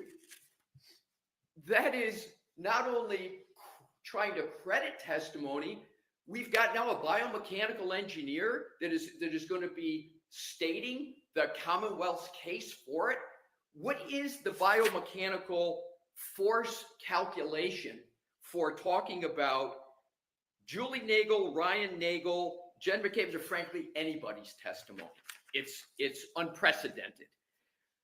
Now, continuing on page 11 at the top, and this is C Romanet 1-1, 42622 Julie McCabe, 42622 state grand jury page, etc., grand jury minutes. It's testimony. It's testimony of lay witnesses. Inherently, he is crediting that testimony as truthful. That's not what any expert can do, let alone a biomechanical engineer. Number 3, the location and orientation of the laceration on John O'Keefe's right forearm and arm are consistent with the geometry and orientation of the right tail light of the Reed 2001 Lexus LX 570. So let's cut through the euphemism of orientation. What he is referring to is pattern recognition. He is saying that the pattern of the lacerations on Mr. O'Keefe's right forearm are supporting his opinion. Where is his qualifications to determine pattern recognition of a wound on a decedent? They don't exist. 4, and that should be stricken and not allowed. 4, perhaps the most egregious of all, and I respectfully submit what I've pointed out are incredibly egregious. 4, the totality of the evidence is consistent with the right rear corner of the Reed 2021 Lexus impacting, et cetera, of his head on the frozen ground. So there are several maladies with that statement. First, where is his qualifications to testify as to frozen ground? He's not a pedologist. He's not a hydrogeologist. He's not a geologist. He has no basis to testify in that regard. But more importantly is his phrase, the totality of the evidence. And if Your Honor now looks at what he considers to be the totality of the evidence, it is extraordinary. He is, and I will state each one, he is becoming a medical examiner. He's becoming a lead investigator. He's becoming a cell phone data forensics expert. He is also, once again, talking about testimony of individual witnesses. So he says the totality of the evidence is consistent with the right rear corner of the Reed Lexus impacting John O'Keefe and Mr. O'Keefe, et cetera, and of his head on the frozen ground. So what he's doing is he's now talking about cause of death and manner of death. Do you intend to introduce that evidence, Mr. Brennan? I wouldn't be introducing evidence of frozen ground through Dr. Welch. Is there other parts of the, Cause of death. he would not be offering a cause of death. I think the spirit of the report is putting all the information together to see his observations, but I recognize that he's limited to his field. The hard ground and the cause of death are not within his bailiwick. All right, thank you. Again, appreciate that apt question, and I'm going to go into why there's still an issue. So I think it's best just to go through each one. Sure. Thank you. So 4A, he says and this is what he means by totality of the evidence. Cell phone data. Where's his qualifications to discuss cell phone data? That's a data forensics. We had obviously many moments I'm sure your Honor may wish to not remember, but with regard to Mr. Green, et cetera, we went through a lot of issues about the expertise needed, the methodologies, the various tools. Where is his qualifications to talk about cell phone data? There are none. It's improper. So A in its entirety should be stricken. C, forearm lacerations 3 above. So that goes back to the euphemism orientation where he wants to talk about pattern recognition. And it's interesting that the Commonwealth vigorously contested Dr. Russell, and we all know her credentials on pattern recognition, but yet they're proffering a biomechanical engineer to talk about pattern recognition. D, air temperature and frozen ground. I'm understanding, if I understand correctly, that the Commonwealth is now stipulating to excluding that. And it's really the frozen ground aspect of it, of D. Then E. I'm sorry, Mr. Brennan. I don't mean to interrupt. The frozen ground, we're not going to bring in. The air temperature is important because it talks about the density of the strength of the tail light. And that's part of the conclusion. So there'll be evidence before he testifies about the weather we expect. Okay. And you can rely on that to talk about how that might affect the tail light. But frozen ground, we agree, that would not come in through Dr. Welcher. We have no objection to the air temperature testimony of Dr. Welcher. Okay. E, hat line and fracture location consistent with fall and posterior head strike. Extraordinary. Even the medical examiner in this case wouldn't venture onto that. But that is clearly an example of what I'm talking about in terms of Dr. Welcher going well beyond his field. He's talking about hat line and fracture location. That's a wound to the back of the head. And to make matters worse, he makes clear fall versus assault. He's making a distinction between a fall and an assault occurring. We've contested Dr. Wolf on that issue. Now with regard to F. This is the wayward, undocumented experiment that Dr. Welcher conducted. F, Romanet 2 should be excluded. It says drop test conducted by me with a hybrid 3 falling backwards, measured heads, G's of approximately, et cetera, et cetera.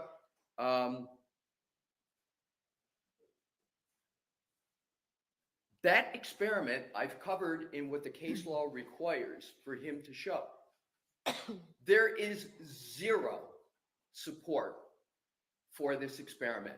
I went through in Rentola, I won't repeat it, of all that needs to be established before an expert can talk about an experiment.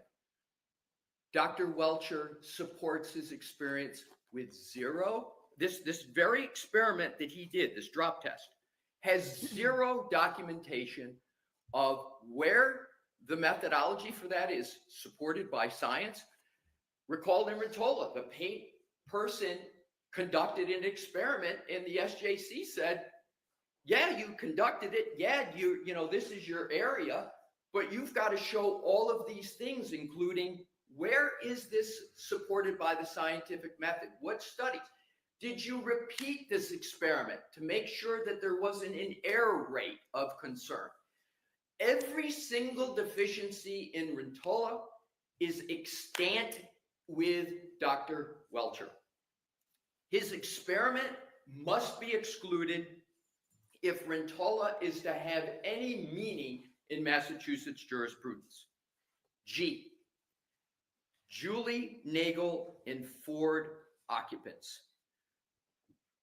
Again, what does he say? Pulled in behind Lexus and never saw anybody enter or exit Lexus or walk into 34 Fairview. He's crediting, again, testimony and contested issues with regard to some important issues in the case. Unprecedented, the biomechanical engineer gets to come anywhere near that. And we provided, again, the clear case law where in Massachusetts that's not allowed.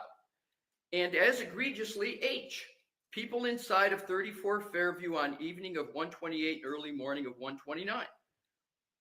H. Romanet I. John O'Keefe never entered 34 Fairview. Is there any more of a contested issue than that?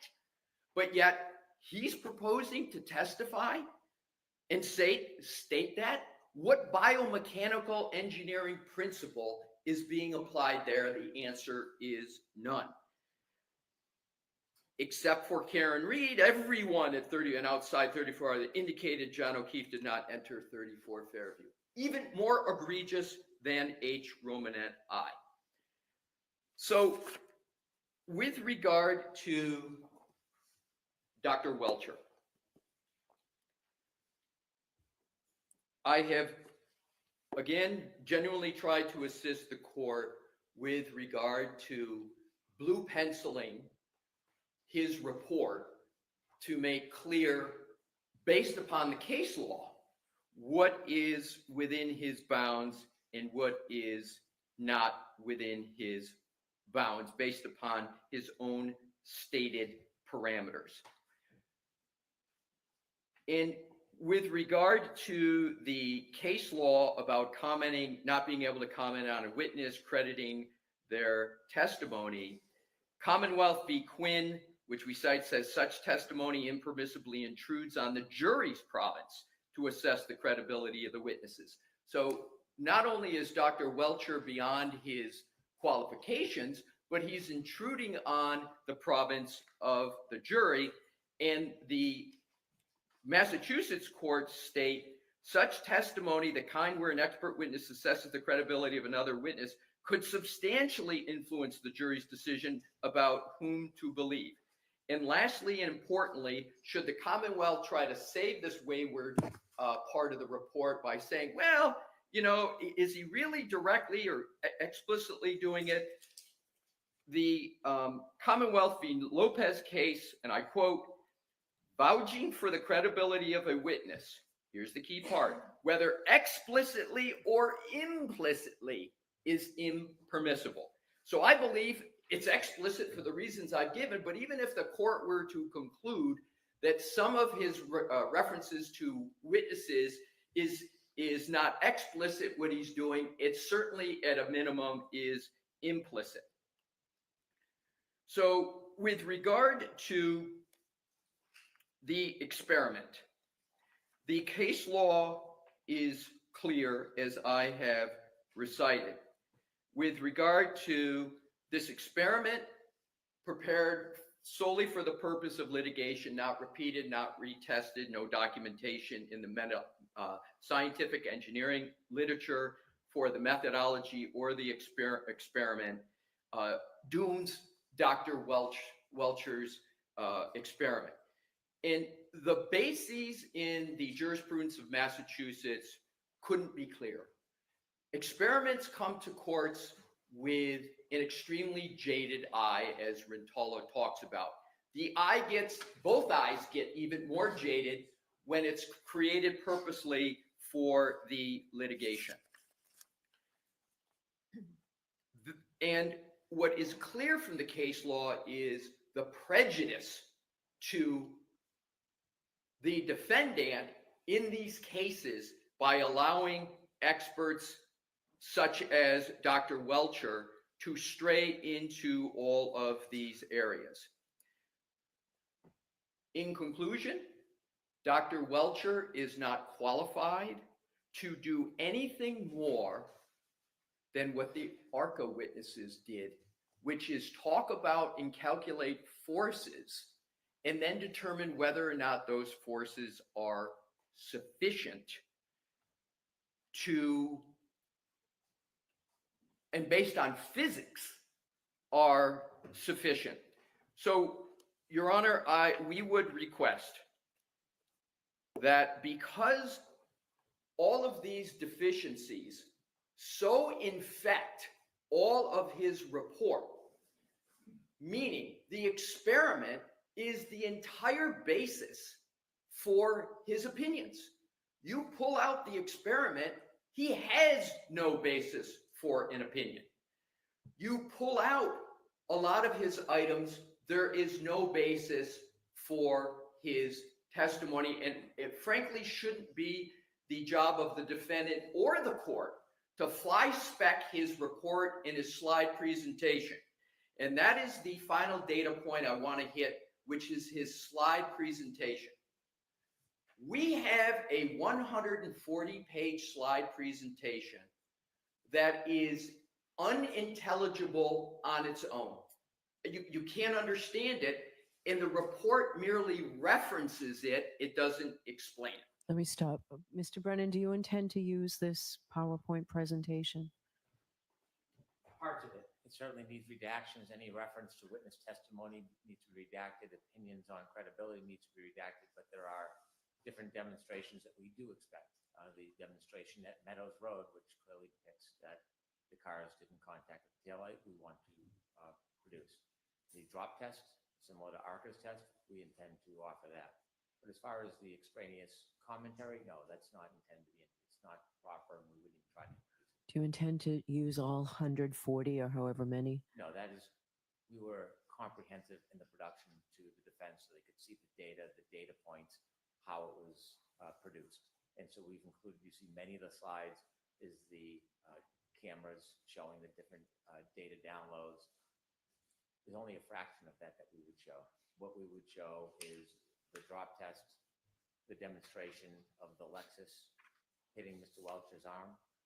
And also we would want to show the Waze locations based on the data that will be introduced through other witnesses and after it's been attested to and its reliability.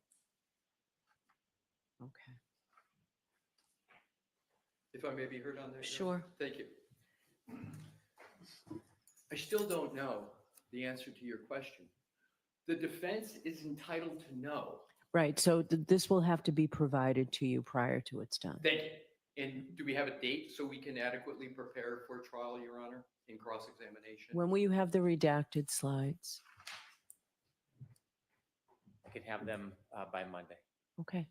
And Your Honor, if we have an issue, still, can we submit something to the court?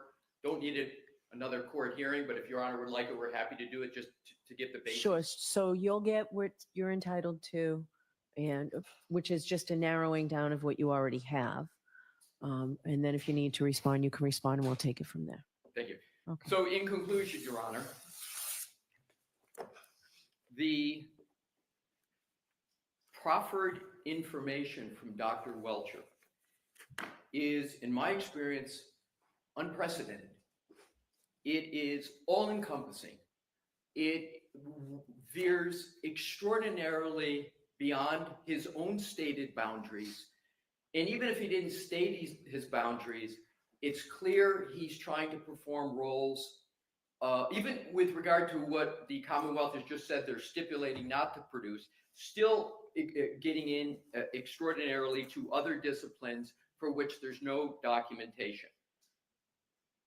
My last point is the point made by the Supreme Judicial Court.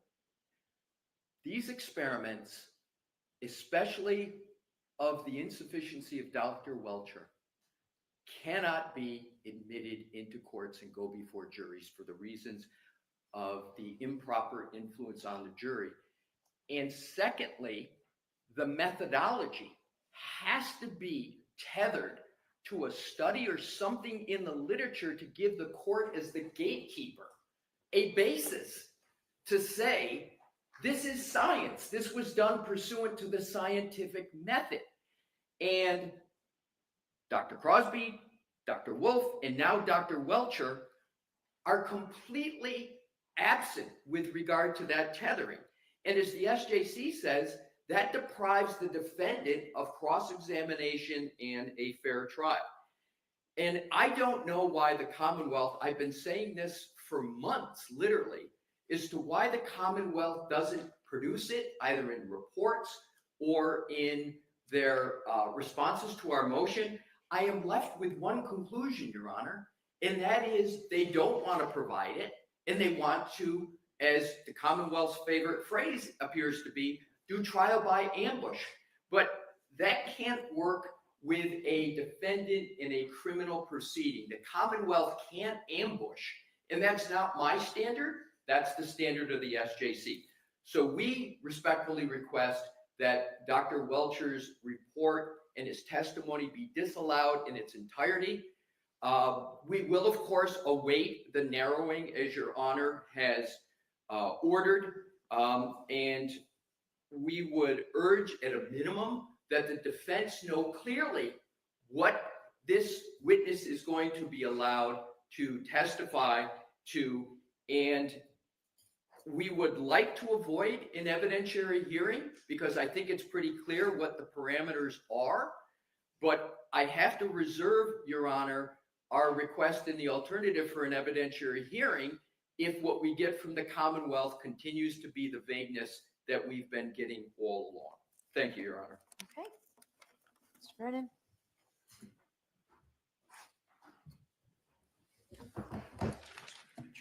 Oh, wait.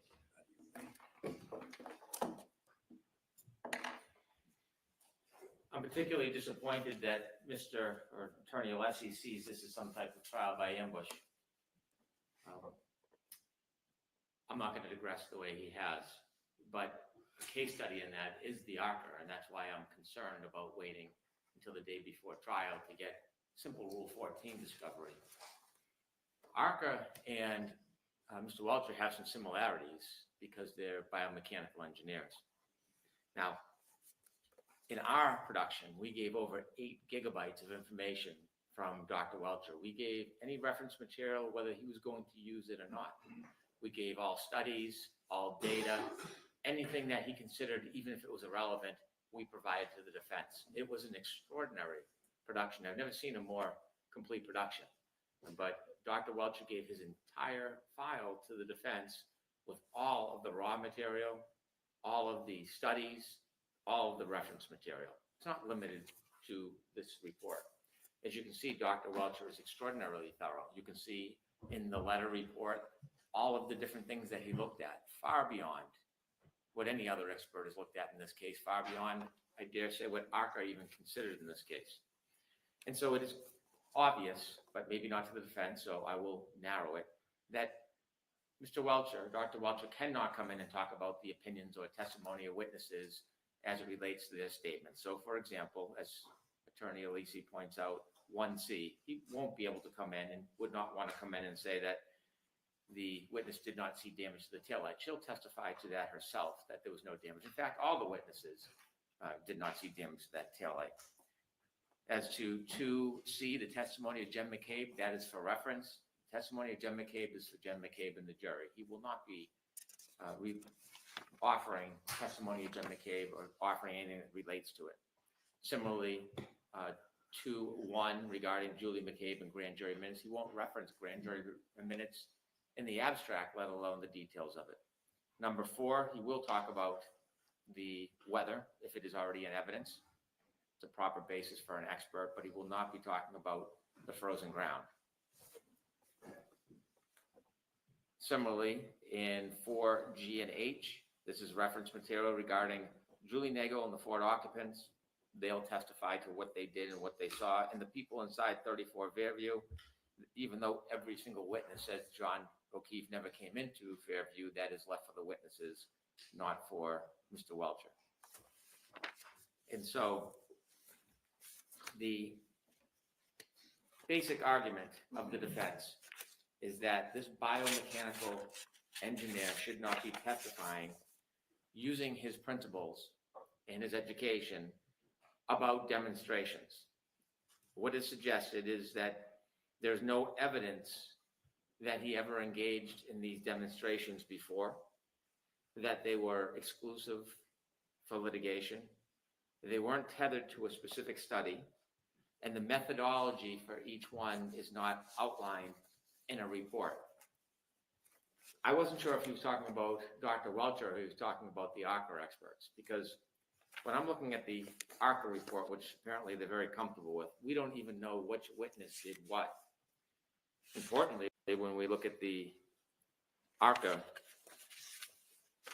report, you have one witness who decided to build a potato cannon for no reason that we know of. No evidence that anybody threw a glass, but apparently it was a cool idea, he cited on the stand. That wasn't tethered to a specific study. That didn't lay out the methodology of the potato cannon. That wasn't repeated or validated. There was no specific literature that was referred to in that report. And yet, not only were they allowed to offer this evidence, it wasn't inappropriate. Now, it would be nice to know a little bit about the potato cannon, maybe a picture or a video or some specs on it, or maybe some details on how it actually operated. See, these are the things that Dr. Welcher provides to the defense. He doesn't just provide the information, the raw data, and the studies. He actually shows the demonstrations. He doesn't hide from his basis of his opinions and conclusions. He shows and demonstrates them with videos and pictures and photographs, quite unlike ARCCA, where it is just simply a conclusion based on just trust me. And so when you look at the production by Dr. Welcher, it is not comparable to the standard that the defense accepts for their experts. He is a biomechanical engineer. That is a combination and study of engineering and physics and science. And it also details medicine. He's not a medical doctor. He's not diagnosing an injury, but it includes all of those arts. Now, this is the same thing that ARCCA says in their report. If you look at their report, they talk about the study. And they outline what they believe the study of being a biomechanical engineer is all about. In fact, one of the complaints by Attorney Alisi is Mr. Welcher's drop test. If you look at the ARCCA report on page 10, they do the very same thing, except that they don't show it. They don't actually demonstrate it. It's pale in comparison, but they give the conclusions and they give a chart. No different. And so there are no medical diagnoses by Dr. Welcher. These are his opinions based on a study of the evidence, and he goes to the extent of actually demonstrating those different assessments that he has made. In particular, the defense takes issue with basically everything he's done. And just as a general perspective, they would like the ARCCA witnesses to come in and say that the injuries were not consistent with striking the taillight of the Lexus. That's what they want to say. Dr. Welcher's opinion is different. It's the same engineering, it's the same science, it's the same concept. It's just a different opinion than they like. So if they like the opinion, all of these standards that Attorney Alisi is insisting on are excused, but if they don't like the opinion, somehow should be excluded. They're really polar opposites when you think about the perspective and the opinions they're giving. They both have a different opinion about the taillight causing the injury to Mr. O'Keefe's arm. One the defense likes, one they don't. It is the same science, same study, same analysis. And so if it's acceptable for ARCCA, it must be acceptable for Dr. Welcher. Dr. Welcher actually downloaded the text stream data. He didn't ignore it. He didn't know that it didn't exist. He didn't fail to consider it. He actually downloaded it himself. He is experienced. He looked the material, studied the material. The text stream data is critical in this case because it shows time and place with the new information that we have. So we know from the Waze information exactly where that car went from the waterfall to the flagpole. We know where it did and didn't stop along the way. We know, based on the phone data, Mr. O'Keefe's phone data, when he was in the car until.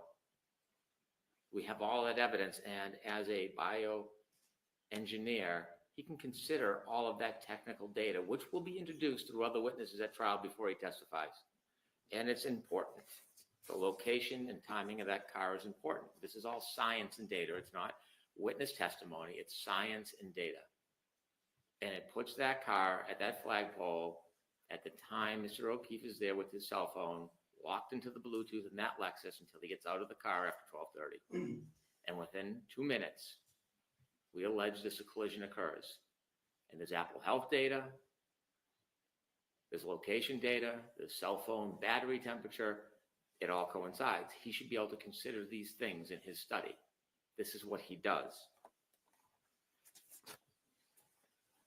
The demonstration at Meadowbrook, John O'Keefe's house, is depicted by measurements which has been provided, science and data, by the ring videos, which will be independently admissible. And we see the gentle nudging of that Lexus into Mr. O'Keefe's car. And there has been allegations, claims, suggestions that that's where the taillight may have broken despite the other contrary evidence. You can see in the presentation, he actually shows not only the nudging and the car leaving through the ring video, but analyzes it, and you can see exactly where those two cars came into contact, and it wasn't the taillight. You can see through his demonstration or through his study of the materials he presented that the snow is on the back of Mr. O'Keefe's bumper until the nudge, and you can see the exact spots where the snow comes off. This is science and data. This is an opinion. This isn't witness testimony. And the jury should see that very evidence. It'll be admissible not only through him, but through independent witnesses.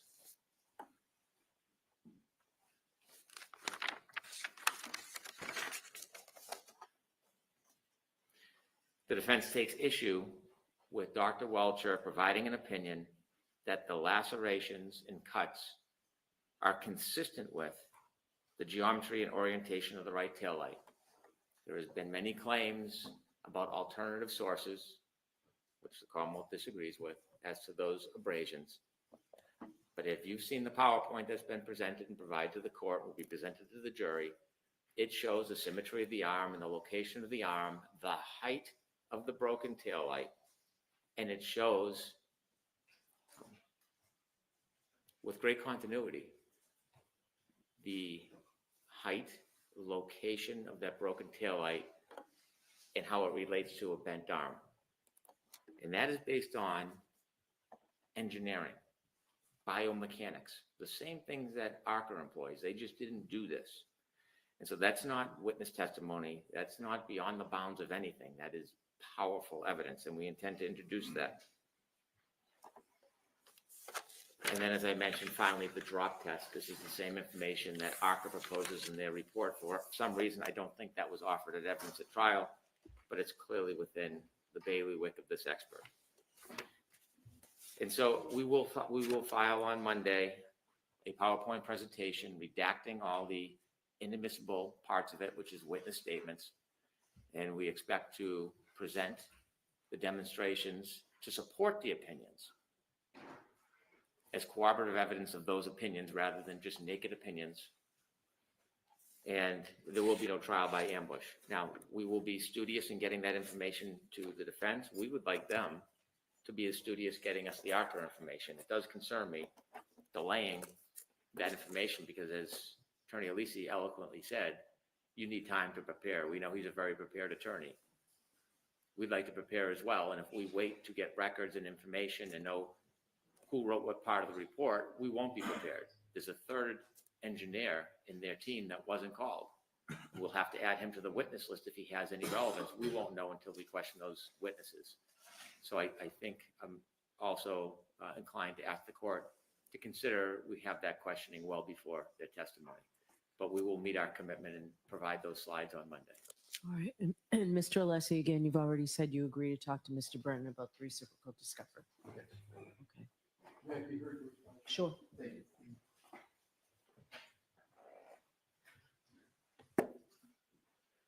Like with Dr. Welcher's report, what Attorney Brennan did not say is even more important than what he did say moments ago. He didn't state or even address where is the methodology employed by Dr. Welcher tethered to a study, the scientific literature. He kept using the phrase, it's science and data, quote. Someone alleging that it's science and data doesn't even begin to approach that the methodology is established in the literature or satisfies the Dalbert-Lanigan factors. So, Your Honor, on the record before you, there's no better evidence that that tethering doesn't exist than the absence now for the fourth time upon challenge of that in Attorney Brennan's comments. That dooms Dr. Welcher. Now I want to address the false equivalency argument of Attorney Brennan. Attorney Brennan said falsely just now that the ARCCA report does not set forth the methodology. There are 14 footnotes in the ARCCA report. I just looked at them again. Footnotes 1, 2, and 3 tether the methodology of the ARCCA experts to the literature. The methodology is documented.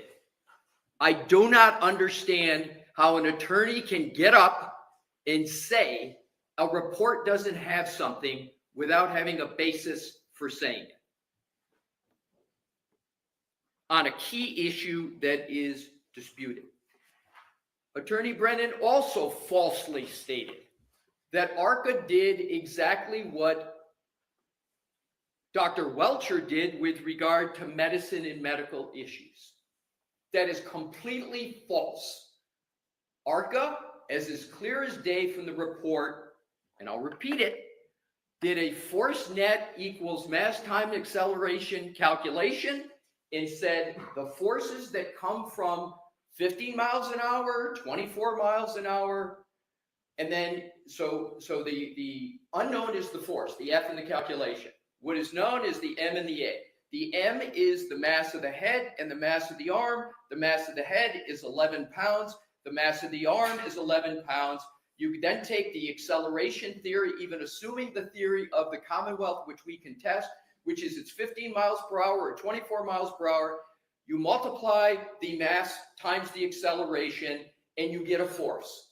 And then they said this force is expected to cause or not cause these types of injuries. That is a proper biomechanical engineering analysis. The ARCCA experts didn't get into pattern recognition with regard to the wounds, the orientation, etc. But most importantly, there is no equivalency between what ARCCA did and what Dr. Welcher did. With regard to Mr. Brennan stating, quote, this is what he does, referring to Dr. Welcher. The question is not, is this what he does? The question is what he does rooted in science. And what it means is not just any science, it has to be a commonly accepted, his methodology commonly accepted or satisfying the Dalbert factors. And Mr. Brennan did not contest one aspect. He didn't say, Your Honor, here is where what Dr. Welcher did can be found. It's commonly accepted, either in court opinions, which the court could take judicial notice of, or in peer-reviewed literature, because it's not there. And with regard to the 5 non-exclusive Dalbert factors, I covered that in my presentation in the beginning. I'm not going to repeat it, only to say that Mr. Brennan didn't address any of those 5 factors to show a proper foundation for that. With regard to what Mr. Brennan called arm experiment, relating to a bent arm, relating to injuries, I understand what Dr. Welcher did. The question's not what did he do, but is it accepted in the medical literature? So with regard to the arm experiment that Mr. Brennan just went through, he talked about it, but he didn't mention once where that's rooted in the literature. He finally concluded by saying, this is within the bailiwick of Dr. Welcher. I don't know what this is, but bailiwick is a tautology. It doesn't say anything about whether what he did is rooted in the literature or that it satisfies the Dalbert factors. So in conclusion, Your Honor, I go back to Rintala, I go back to Meeks, I go back to Case of Caravan. The Commonwealth has not today, not before, this is their 4th time, has not satisfied what the Supreme Judicial Court requires in these instances. And what it has come down to is the defendant, which stands in a different position. This equivalency between ARCCA, I've shown, and it's easily documented, the court can see it, that contrary to Attorney Brennan's false statements, ARCCA did cite to and tether their methodology to the literature. But when you have a defendant on trial for the seriousness of the charges here, to have no methodology, to have no tethering to the literature, that's, as Your Honor knows, the gatekeeper's function to stop those opinions from going to the jury, to ensure not what the defense has created, but what the Supreme Judicial Court has created, which is the purpose is to allow for cross-examination and a fair trial. They haven't satisfied their burden. They have the preponderance of the evidence burden, and the consequences should be borne by the Commonwealth, not the defendant. Okay, go ahead. I'll hear a quick response.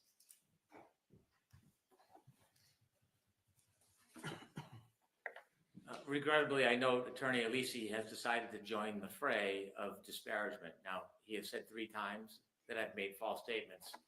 This isn't the first time that Mr. Alesi has tried to portray the Commonwealth as being disingenuous, because they know full well this is being covered by the media, and they want to create a sense to dehumanize anything that they don't like, whether it's the government, the prosecution, the witnesses, or the evidence. There's no place for it. 3 times. This follows when he made representations, reckless representations in court, that Brennan lied 10 times. We found some of those transcripts, and I took enough dignity not to mention it, because I didn't think I needed to, that the transcripts were not even accurate. Mr. Alisi was actually wrong when he was claiming I was lying about reading reports. Now, I don't want to stand up here and have a dispute, but when you use words like false statements as an officer of the court, they better be supported. That is a strong statement to repeatedly make, and it's a tactical one. It's purposeful. Attorney Alisi is joining the fray, and that is all part of the strategy here. Now, if you look at page 13 and 14 of Dr. Welch's report, perhaps that was missed in the review. There are resources in that report that number 26 different items of resources. And so if we're talking about support and tethering, it is at the end of the report.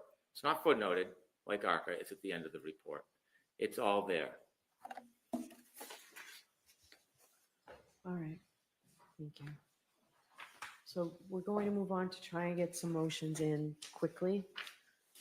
The motion regarding the chalks, is there an objection to the Commonwealth's motion requesting the use of chalks and directing both parties to provide visual presentations in chalks prior to using? No objection. Okay, thank you. 583.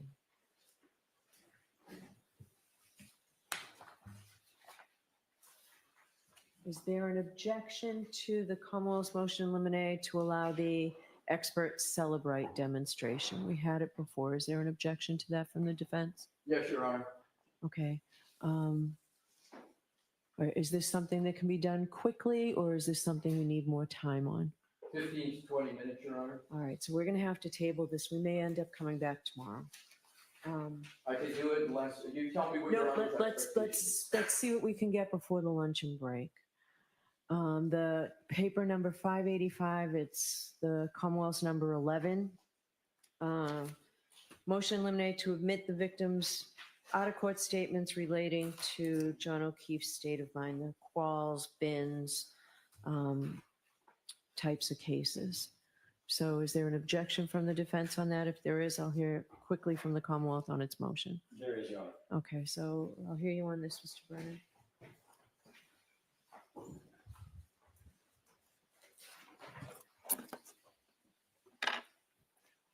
Evidence of Mr. O'Keefe's state of mind is particularly relevant in this case. In addition to the charges, this has a domestic aspect to the case. We know from his statements that he was in a relationship with the defendant.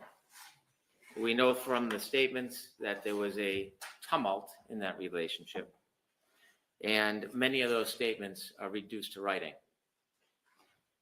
The state of mind of Mr. O'Keefe is reflected in those statements, there was no time or reason to fabricate.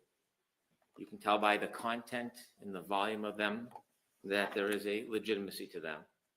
And it is clear based on that and other testimony that he was in the course of attempting to end the relationship with Miss Reed. And so his statements, especially over the course of the day of this incident, All right, so what's the time frame? It's so over the course of the day. I realize that the Aruba incident is too remote and you're not using that, but what's your time frame for me to be able to evaluate as this? far as his messages, I will Or look. the statements or the evidence that you're trying to put in under this doctrine? His niece would testify, as she did in the last trial, about the tumult in the relationship. Okay. And we'd introduce the same text messages that we introduced at the last trial, reflecting Mr. O'Keefe's state of mind about the relationship. Okay. And there would be nothing different from the last trial other than the fact that we are not going to pursue the Aruba information. So it has actually a narrower time window than before. Okay. All right, I'll hear you, Mr. Jackson. Thank you, Your Honor. I may be a little more brief given that explanation by Mr. Brennan than I intended or anticipated. I will say that where the Commonwealth's motion fails is in its explanation as to the relevancy and how it comes in under a state of mind theory. These are obviously hearsay statements. That in some cases they are multiple hearsay statements, or potentially multiple hearsay statements.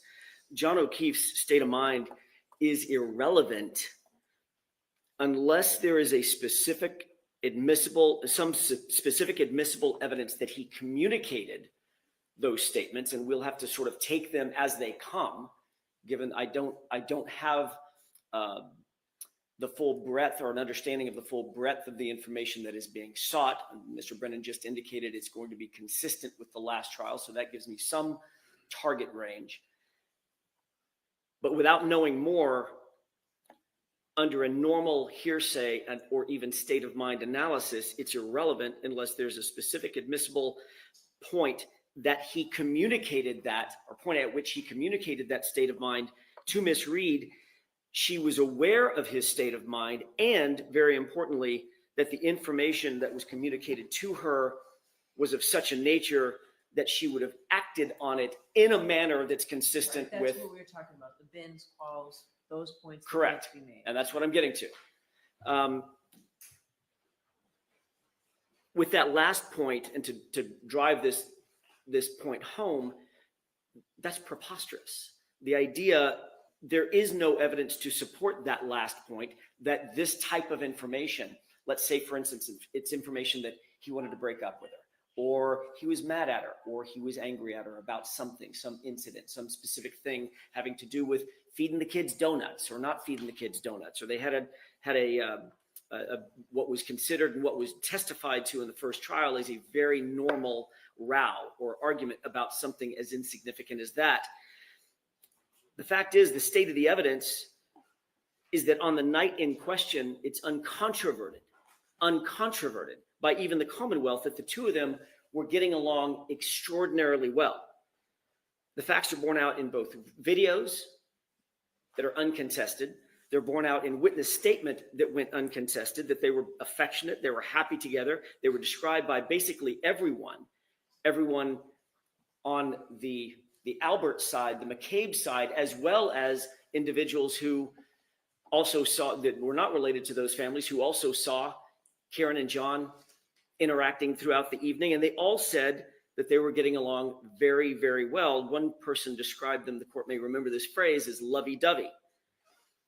I think that it's pretty clear that through this testimony, or through this rubric of bringing in John O'Keefe's state of mind, the Commonwealth really wants an opportunity to call one or more or several witnesses who will basically say he wanted to break up with her, she was not a good girlfriend, he didn't like her. That is an assassination of her character.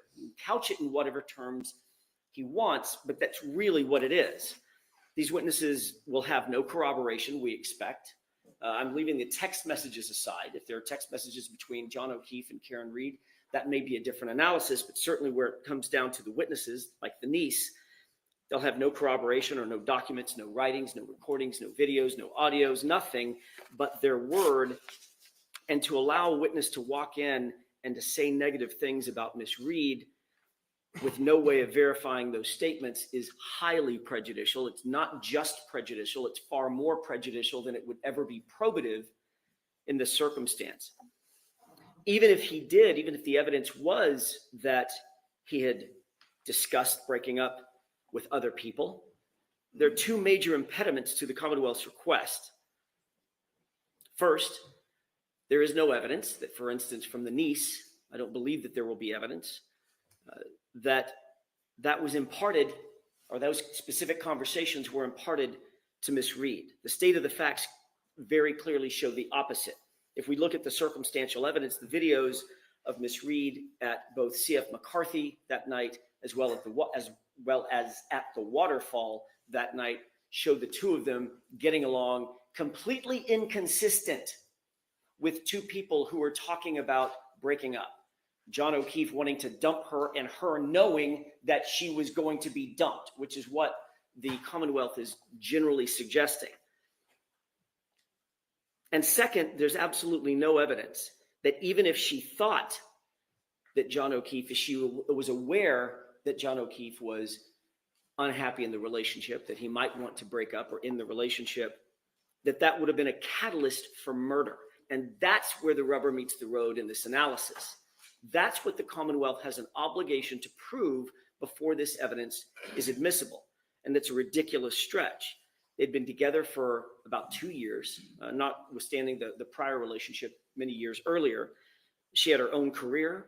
Karen Reed had her own money. She had her own life. She had her own job, had her own house. She was not dependent upon John for anything, not for money, not for room and board, nothing. They were, at the end of the day, just dating. The fact that she had some text messages with other individuals, or an other individual, Higgins, is actually evidence that she knew she had options, and John O'Keefe likely knew he had options as well. Both of these individuals were not tethered to each other in a way that if one wanted to break up with the other one was going to murder the other one. And that's what the Commonwealth would have to prove to make this admissible. There's no suggestion in the facts that Karen Reed would kill John O'Keefe rather than simply break up with him or allow him to break up with her, and they both go on their own way. It's absurd. And there's no evidence that she was angry with him that night before she got out of her SUV. All of the evidence that we have, all of the uncontroverted evidence that we have, establishes exactly the opposite. They were a loving couple out one evening, having drinks with friends, in a good mood, and happy with one another. We cite a case called McGraw, M-A-G-R-A-W. And just for the record, I'll state the site. I think it's at 426 Mass 589. And the McGraw court provided a very defined quote that I think is illustrative for our purposes, Your Honor.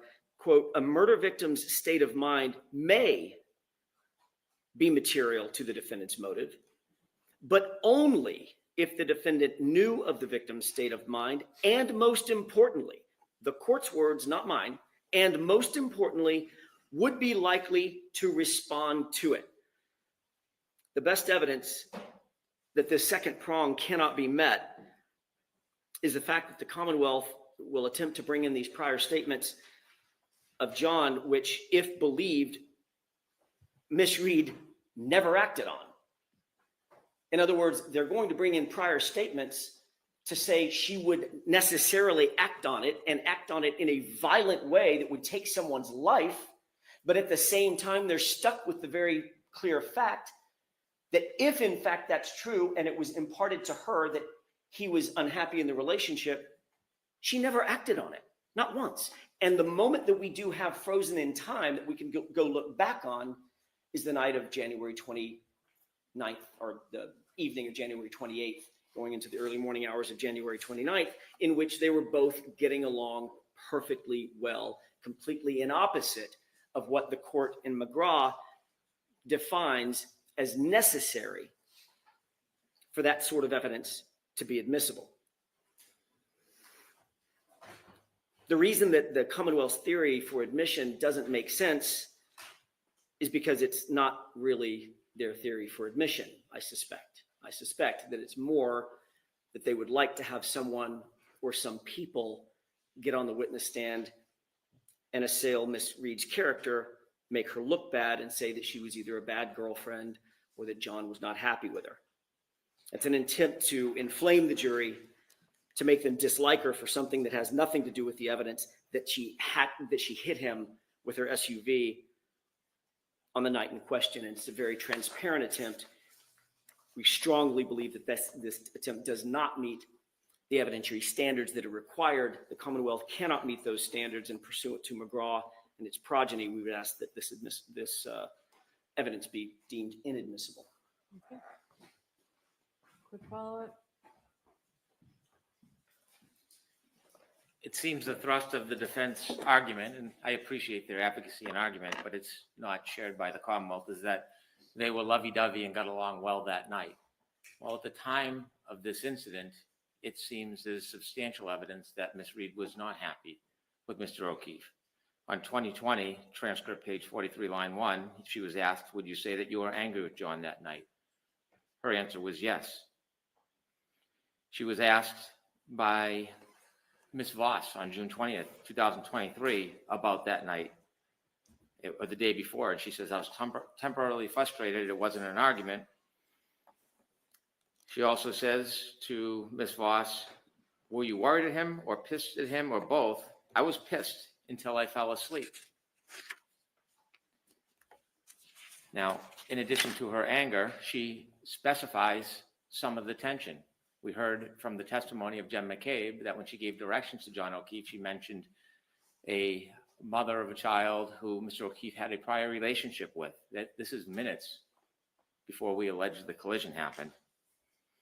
And so in the interviews that she has provided to these different outlets, she discusses the fact that she hears this information and that there was an issue or some type of interaction about the fact that he was previously dated another woman. And this is a conversation that takes place minutes before the collision.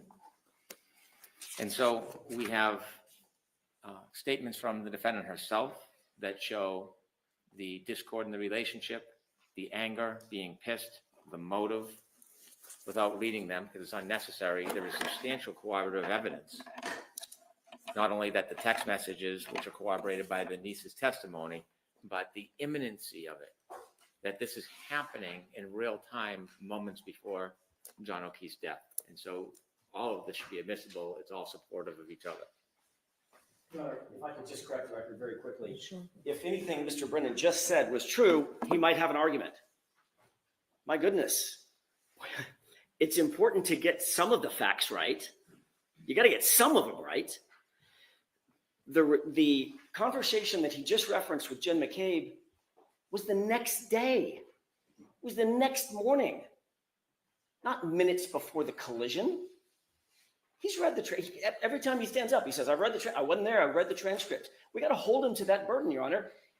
You got to get the facts right.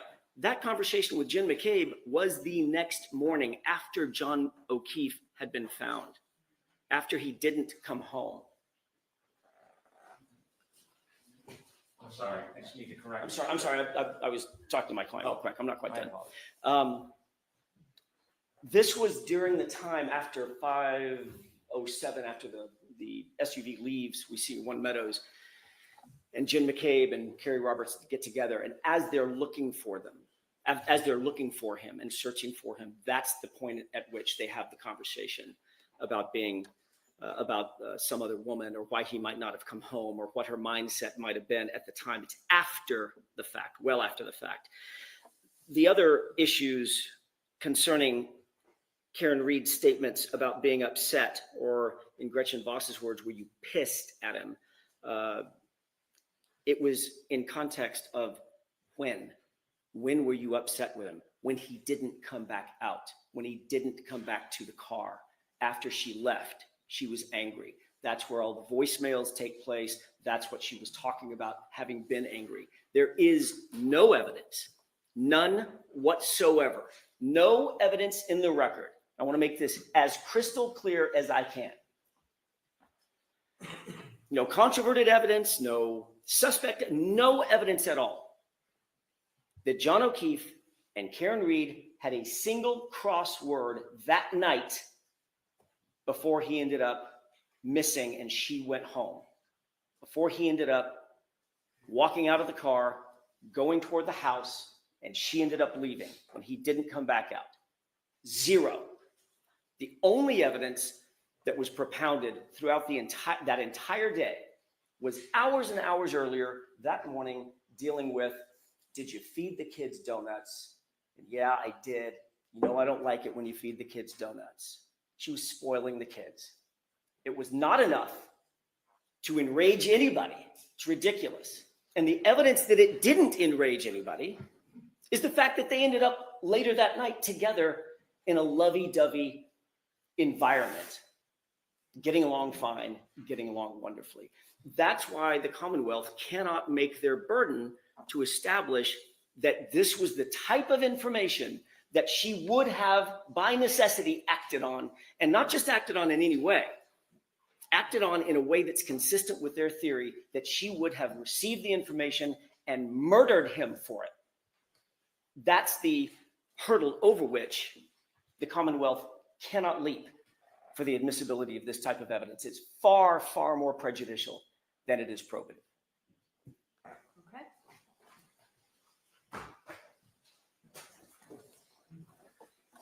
Before accusing somebody of getting it wrong, the person accusing should be right.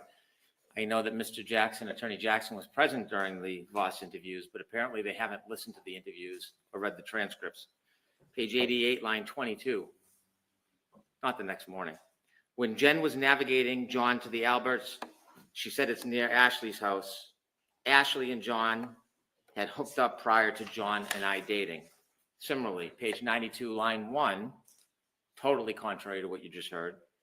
Totally.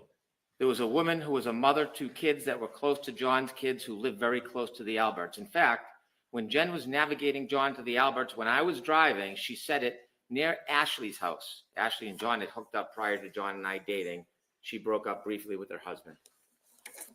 Not my words. All right, so we're going to break. We've got a lot of ground to still cover. I suggest that we take the personal attacks completely out of this. Hold on, both sides. I want to get through these motions today. If we don't, I'll bring you back tomorrow. I'll bring you back Monday. Let's get through these motions. Leave all the attacks, all the falsehoods, all of that. Leave it all aside. Let's focus on the motions and get through this. So I'll see everybody at 2. Your Honor, if I could say one more thing. As the court ponders this last issue. I'm not even thinking about it for the next hour. Let's leave